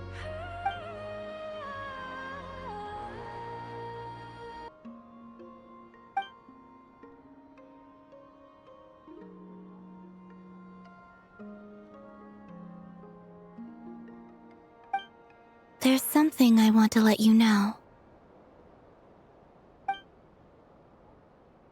What is it? When Durin connected everyone's minds so I could access their powers, I also felt everything they felt. And since Nefer's eyes were injured, my eyes are hurting now too.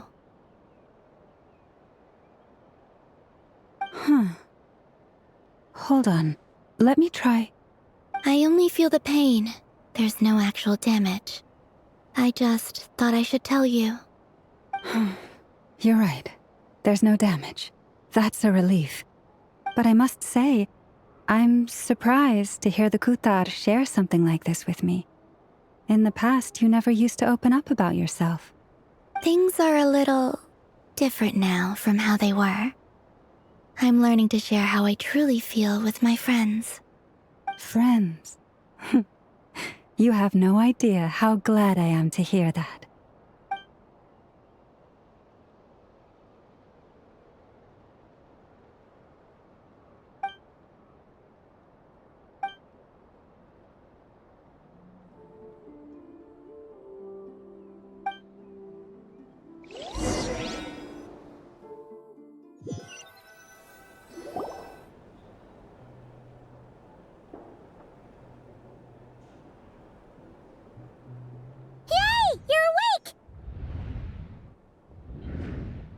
How are you feeling?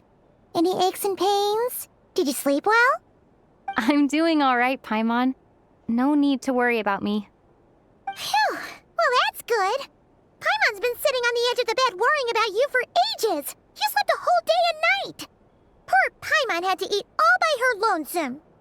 Glad to hear you didn't starve. How was the food? Well, it wasn't the same without you there to share it. Honestly, Paimon just can't relax when you're not your usual self. She couldn't enjoy the food and settle down to sleep.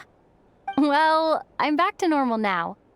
Oh yeah, and Albedo swung by earlier. He said to tell you to head to the tavern when you woke up.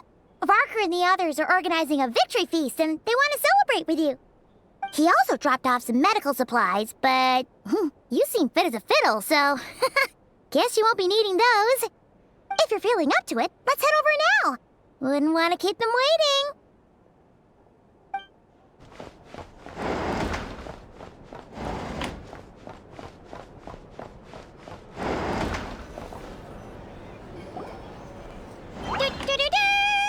We're here!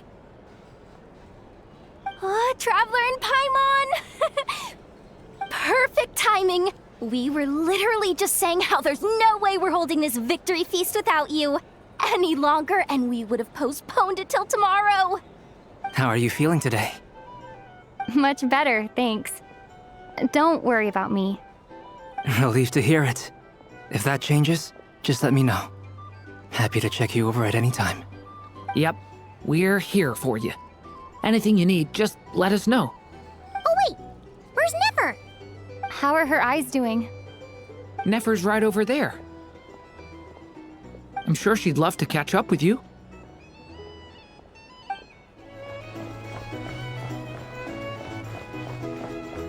These are bounties. If you want to negotiate prices, go find a flea market.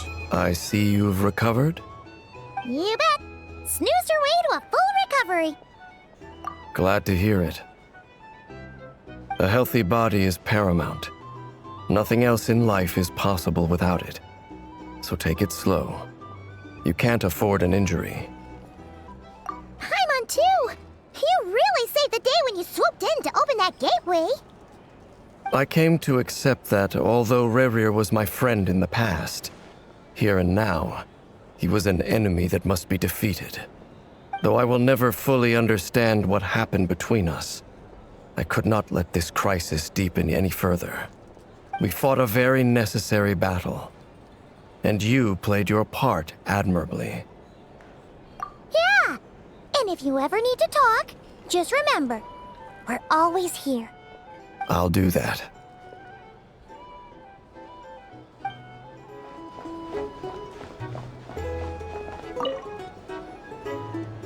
Hello, you. Recovered from the battle? Come on, what do you mean? Of course I'm gonna ask. I care about my friend's well-being, and we are friends, aren't we? Get yourself a drink, you've more than earned it. In fact, today, your drinks are on me. Lord Sangamabe's got you covered. Wow, really? What about Paimon? Has she earned it too? Has she? Please? Well, you haven't been through quite as much as the Traveler, but... what the heck, sure. Yay! Wow! Drinks on Dory! What a historic day. Hey, keep your voice down, or everyone else is gonna want in too. Have you heard anything I've been saying recently? Doing business in Nod-Krai has been an absolute nightmare. If I'm buying for everyone, oh... Okay. Paimon will speak more quietly. Jeez. That's more like it. Don't you forget, Lord Sangamabe doesn't just go around buying drinks for anyone and everyone.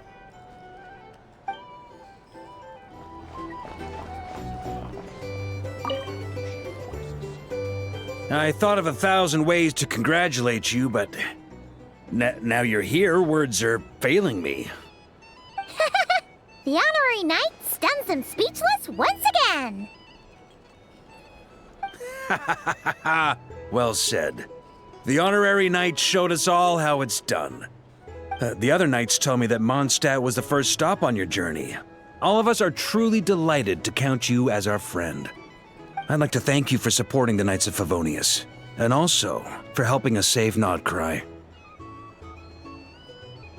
Nonsense! Of course I'm gonna mention it. This is more than just business. It's a relationship. And there can be no relationship without showing gratitude where it's due. Hey there. Looking for a drink or two? Or perhaps a room for the night?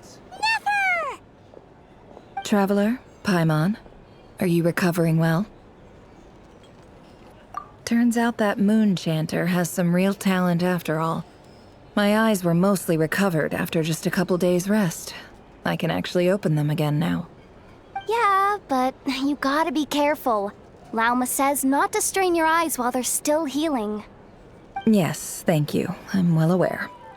Yehoda, could I borrow you for a moment? I could do with an extra pair of hands. Oh, sure. Coming.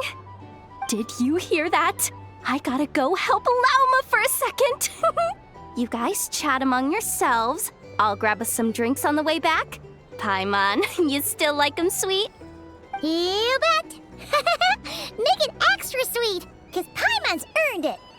Sure thing!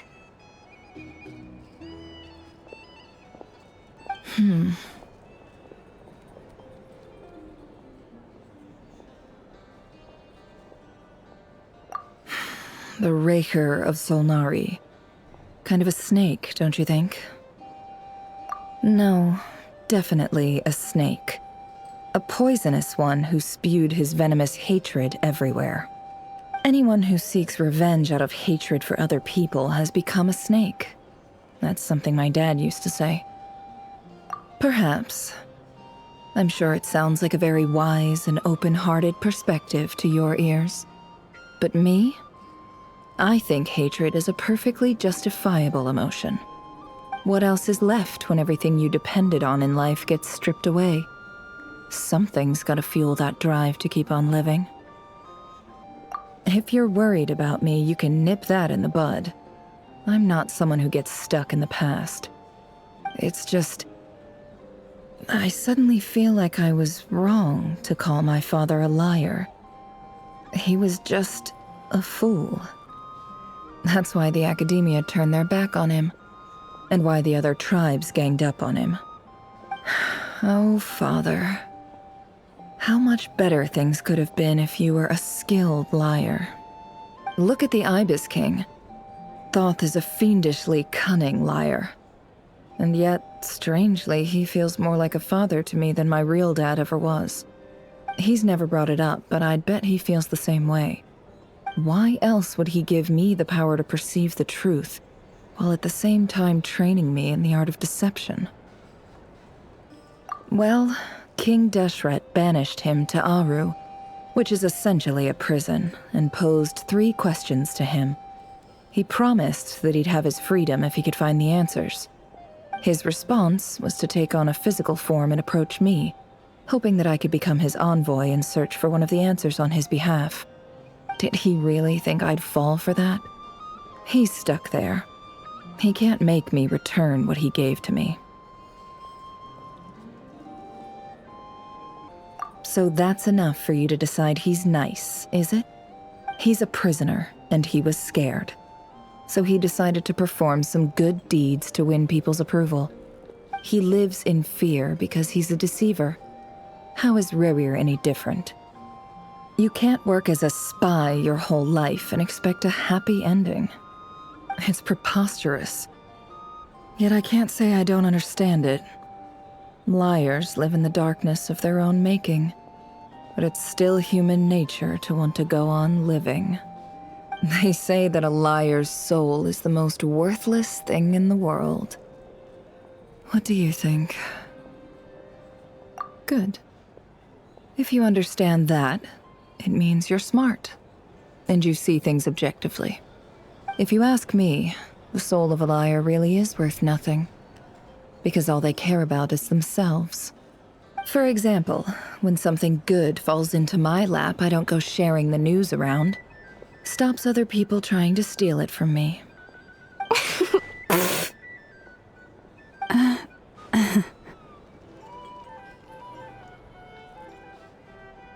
So be it. They have sharp ears. I can't keep anything from them. Oh, is that what it looks like? Well, you all know my past now, and I can't simply eliminate everyone who knows too much.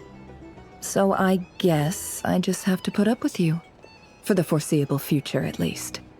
When you find yourself in a situation you can't control, the safest play is to keep calm and start monitoring everyone involved like a hawk. In the intelligence world, you need to have a sense of perspective and play your hand accordingly.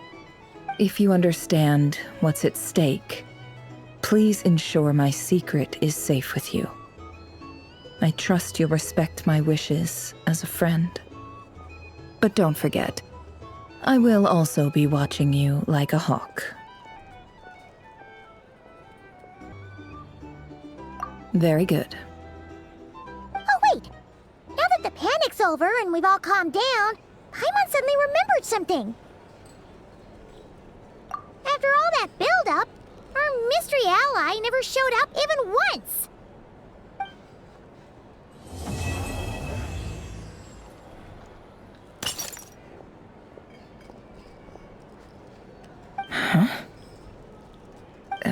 imagining things? So, that close colleague who stayed behind with you? What's he been up to recently? Don't know, don't care. I get more normal human interaction from hanging out with Bosco too than him. Although, now you mention it, he hasn't bothered me in a while. I wonder if... If he's disappeared without a trace, it's the biggest gift he ever gave to the world. But I somehow doubt that's what's going on. He won't lie low forever. So we'd better stay on guard.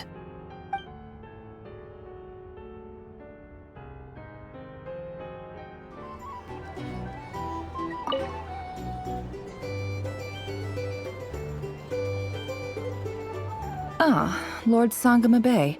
How lovely to see you. I must thank you for the device you provided. It was an enormous help. Would I be right in thinking that it was developed by the Academia? Why come and ask me when you clearly know already?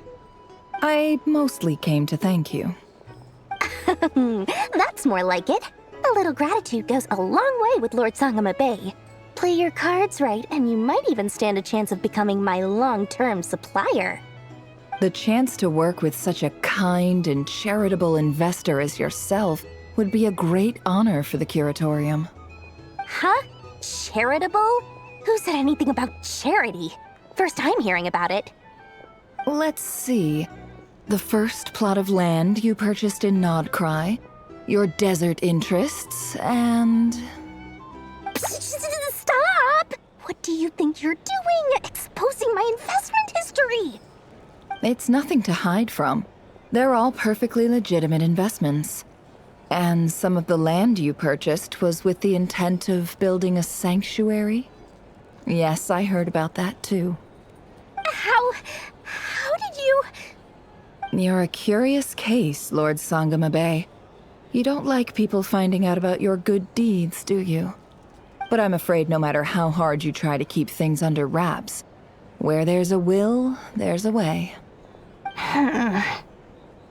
You did it for Sumeru, didn't you? It was empty land that was gonna go to waste otherwise. I figured if I built something there, it might at least get some use in an emergency. Disasters are capricious things. They strike without any warning. I've lost family to a disaster before, and I don't want to lose any friends or business partners if I can help it. My elder sister used to dream of finding a sanctuary. Somewhere with plenty of food, water, and medicine. Where everyone could live happy lives. It was something I looked into, but after discussing things with the Dendro Archon, I decided on a more effective strategy. The tech people handled the tech, and Moneybags provided the Mora. It just made the most sense. It's a pity that so few people know the truth about you. Everyone says that you view everything in terms of Mora, and all you care about is growing your own wealth. So, what's the problem with that? Everyone wants to be rich. It's human nature. So yes, I love Mora, and it's nothing to be ashamed of. But surely you have dreams of your own beyond just making Mora. You don't get it, do you? My dream is to invest in other people's dreams. And, you know, make a nice little slice for myself along the way. Just thinking about it makes me happy. That sweet, sweet sound of Mora. Thank you. For the device? And the pendant. Oh, that. I was just returning a favor. Don't worry about it. Seems like we've both been away from home for a very long time. Yeah. So long that I barely remember what my family even looked like. That would be your mother, father, and sister? Yeah, though it's been years since my sister passed away. It's not like I want to forget them, obviously, but memory can be even more ruthless than the most calculating business person. Beyond a certain point, if something isn't helping you, it just gets rid of it. My sister can't help me now. Slowly but surely, her face is fading from my mind's eye. It's become a vague impression. Not everything will fade. When loved ones pass away, The beautiful memories are the ones that last the longest. Yeah, that's true. If you ask me, that's the one silver lining in all of it. Well, that, plus, I'm sure that life is much better now than it was back then. Oh, absolutely. I have tons of Mora, a big beautiful house, business is booming, and I'm as happy as can be. You've got a lot going for you too. Boss of the Curatorium of Secrets? I'm sure there's plenty of Mora to be made in that line of work. I appreciate the vote of confidence.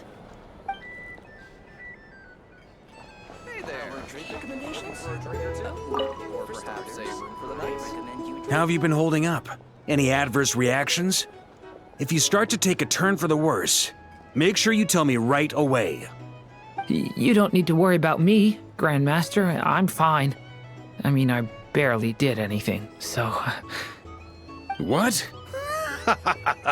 You're too humble, young man. You played an indispensable role in the battle for Nod-Krai. We can't thank you enough for your support. Sometimes, when people praise you, it's because you deserve it.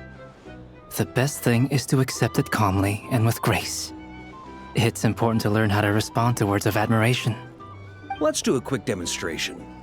Albedo, that was an incredible feat of alchemy. The pressure was on, but you worked flawlessly at lightning speed to get the job done. Thank you. I can't take all the credit, though. Durin played a big part in forming the alchemical array. See? Did you catch that? A masterclass in how to take a compliment. Okay, yeah. I did work pretty hard to help prepare for the battle. No point denying that. Hey, you guys! Hey, look who's bounced back. Looking good, Traveler. Seems like you've recovered. You won't need to take any more medication. Can I get you a drink? Huh? You know how to order at a bar now? You've sure learned a lot recently. Handling a drinks order is ridiculously simple compared to alchemy. Don't worry, I'll blend into society yet. Paimon believes it. You're clearly a fast learner, just like your brother. To be totally honest, though, Paimon didn't quite follow all the details when you first explained the plan to us. Don't worry, that's completely understandable. Unless you're a student of alchemy, it's hard to grasp the principle and how the process works. To put it in the simplest terms, we saw how our enemy stole the power of Kuvaki. And that gave us the idea of stealing his power to turn it against him. When facing an enemy you have no hope of defeating, it's best not to engage them in battle. So, instead of looking for a way to overpower him, we decided to help Columbina get strong enough to at least stand up to him in a fight. For this to work, we had to analyze his modes of attack, confirm who his main target was, and make sure that he wouldn't go beyond the range of the alchemical array. For added security, we prepared a total of 4 arrays. But to mitigate the impact of the battle, we identified one location in particular as the ideal spot, which is where the confrontation took place. The alchemical array absorbed his abyssal power. Then Durin processed it to render it usable by Columbina.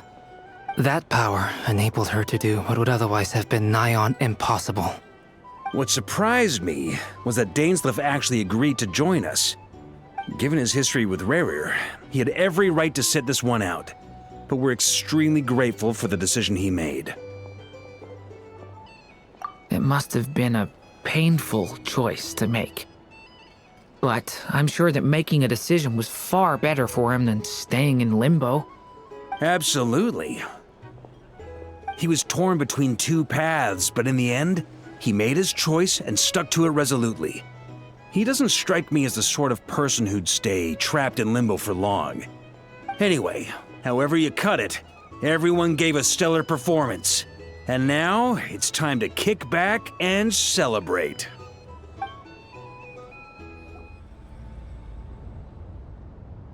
That's the only reason you're here.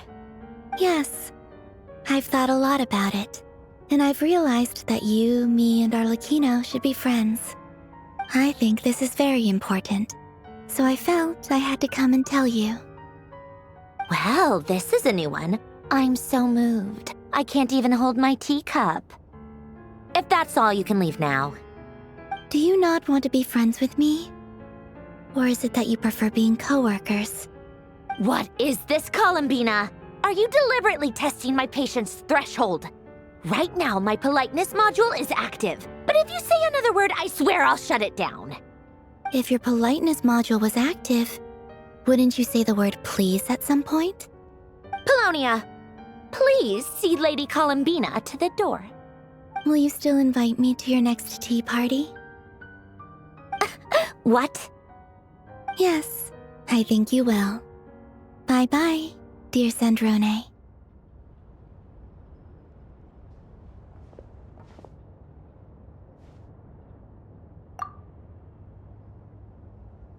Last time, the Wild Hunt escorted you out. Would you rather I handled it myself this time? We just wanted to, see how you were doing now that it's all over. Why? Out of concern for my safety? I hope you didn't seriously think that the Rerir of Silnari would be able to lay so much as a finger upon me, given how prepared I was. Mostly because you kind of helped us out, so we just wanted to check you were okay. Looks like all your robots are fixed, huh? Oh, don't you worry about that. Tea time is already a write-off. The visitor before you managed to kill my appetite. If you're in the mood for tea, go ahead and help yourself. Otherwise, it's going to waste. My coasters are still missing in action, though. Use this notebook instead. Whoa! Pretty hefty notebook. Look at all those calculations. You can ignore those. They're just dumb scribblings. I doodle and write in my free time. Sometimes I remember the distant, dreamlike past. Sometimes I imagine the far-flung future.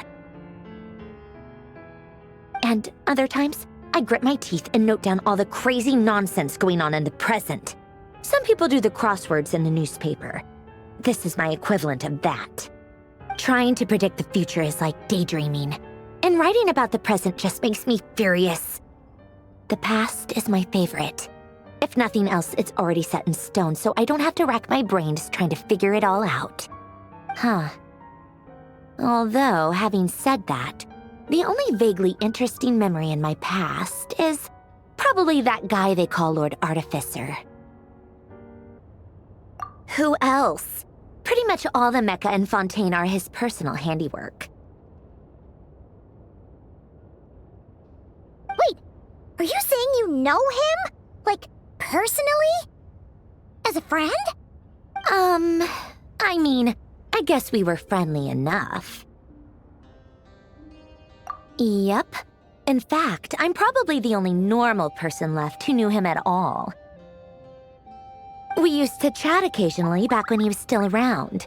Before he passed away, he asked me to destroy all his manuscripts. I honored his request, but I did read through everything first before destroying them. I mean, I couldn't let the genius of Lord Artificer Alain Guillotin disappear like that. Would have been such a waste. So, that's where the formulas in your notebook are from? I just told you. Those are my equivalent of crossword puzzles. They're just dumb formulas that I solve for fun when I'm bored. Alain's work was like epic poetry. The formulas in my notebook are just silly little riddles in comparison. Not that there's anything bad about them. I mean, at least, solving those riddles isn't going to hurt anyone. Except me, 'cause I lose a few brain cells in the process. Anyway, while we're on the topic, I might as well tell you about what happened to him and his friends. Alain Guillotin had two close buddies, Renee and Jacob. They spent their childhood years together in the Narzissenkreuz Institute. They were all quite competitive, so there was some rivalry between them, but it was a friendly rivalry. But beneath the friendship and the rivalry ran something deeper, a sense of nostalgia for the past. Unfortunately, childhood would end. The prophecy would come true, the apocalypse would arrive, and the future would never be. A mad dream that would normally only capture the minds of lunatics, begin to take root in their hearts. A dream of saving the world. And if Renee and Alain had been people of lesser wits, that dream would probably have ended up as something for them to joke about in their older years. But alas, they were some of the sharpest minds around. They nurtured that dream with the full power of their intellect, and it grew into something that ate away at their souls. The first of them to fall under its spell was Renee. Against Alain's wishes, he persisted in experimenting on a mutual friend of theirs to try and save their life. Alain did not approve and parted ways with Renee. It's complicated. Alain wanted to believe that Renee only did what he did for the sake of their friendship. But when he told me about what happened, I could tell he still had some suspicions about Renee's motives. Perhaps the seed that would grow into a nightmare had already sprouted in Renee's mind. Even then, the next time they met, Renee's soul had been completely engulfed by the dream of salvation. His futile attempt to change the tide of fate only resulted in a wave that swallowed up the world, even before the apocalypse came. And although that wave died down eventually, I hear that it just recently came back with a vengeance. As I understand, Renee wanted to live out his dream of salvation once more. But I'm told that the attempted resurgence finally died out for good. At long last, Renee awoke from his deluded dream. Though of course by then it was far too late. What do you think of Renee? Do you admire his transcendent genius? His view that any price was worth paying to achieve the lofty goal of saving the world? Or do you despise him? Dismiss him as an evil madman who wrought havoc on the lives of everyone around him as he pursued his delusional dream? Same difference, really. Just a matter of perspective.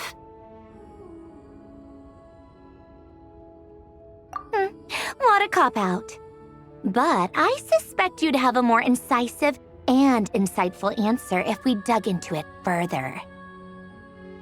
I don't like fanatics who give up their whole lives for their ideology. Nor do I like fools who let their delusions take control. Maybe I could understand if Renee had just been an ordinary person. But he had a sage-like intellect. And still managed to get himself lost in the labyrinth of his own desires.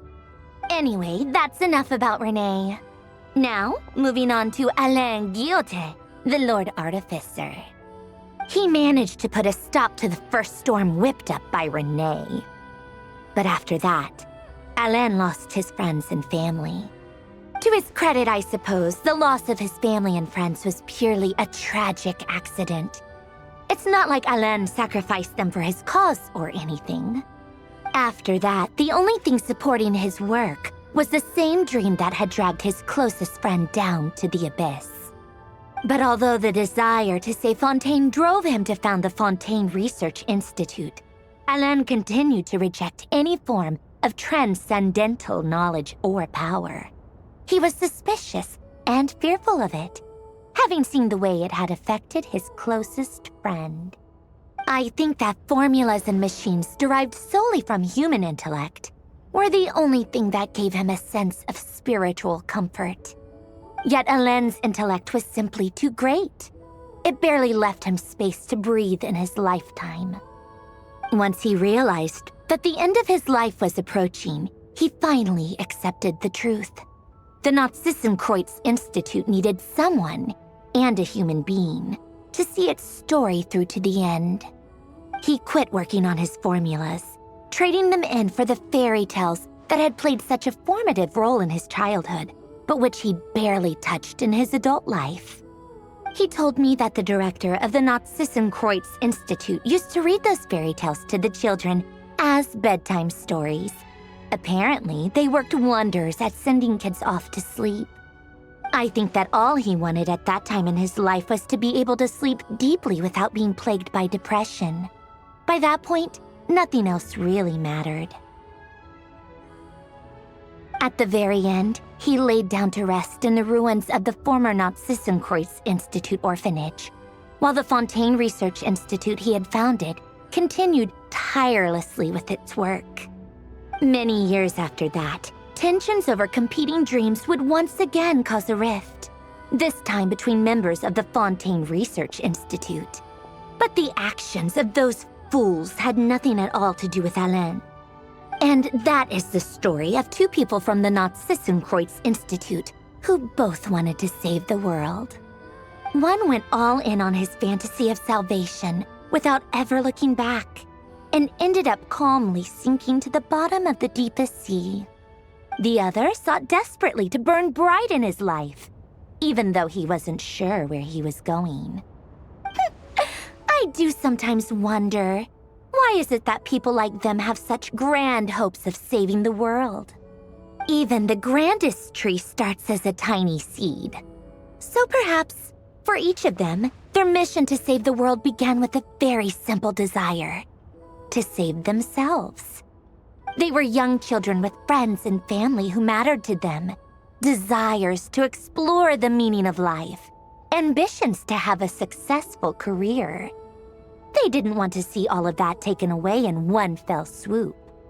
Or maybe they just wanted to find something to anchor themselves within the chaos, to stop them getting quietly swept away by the storms of life.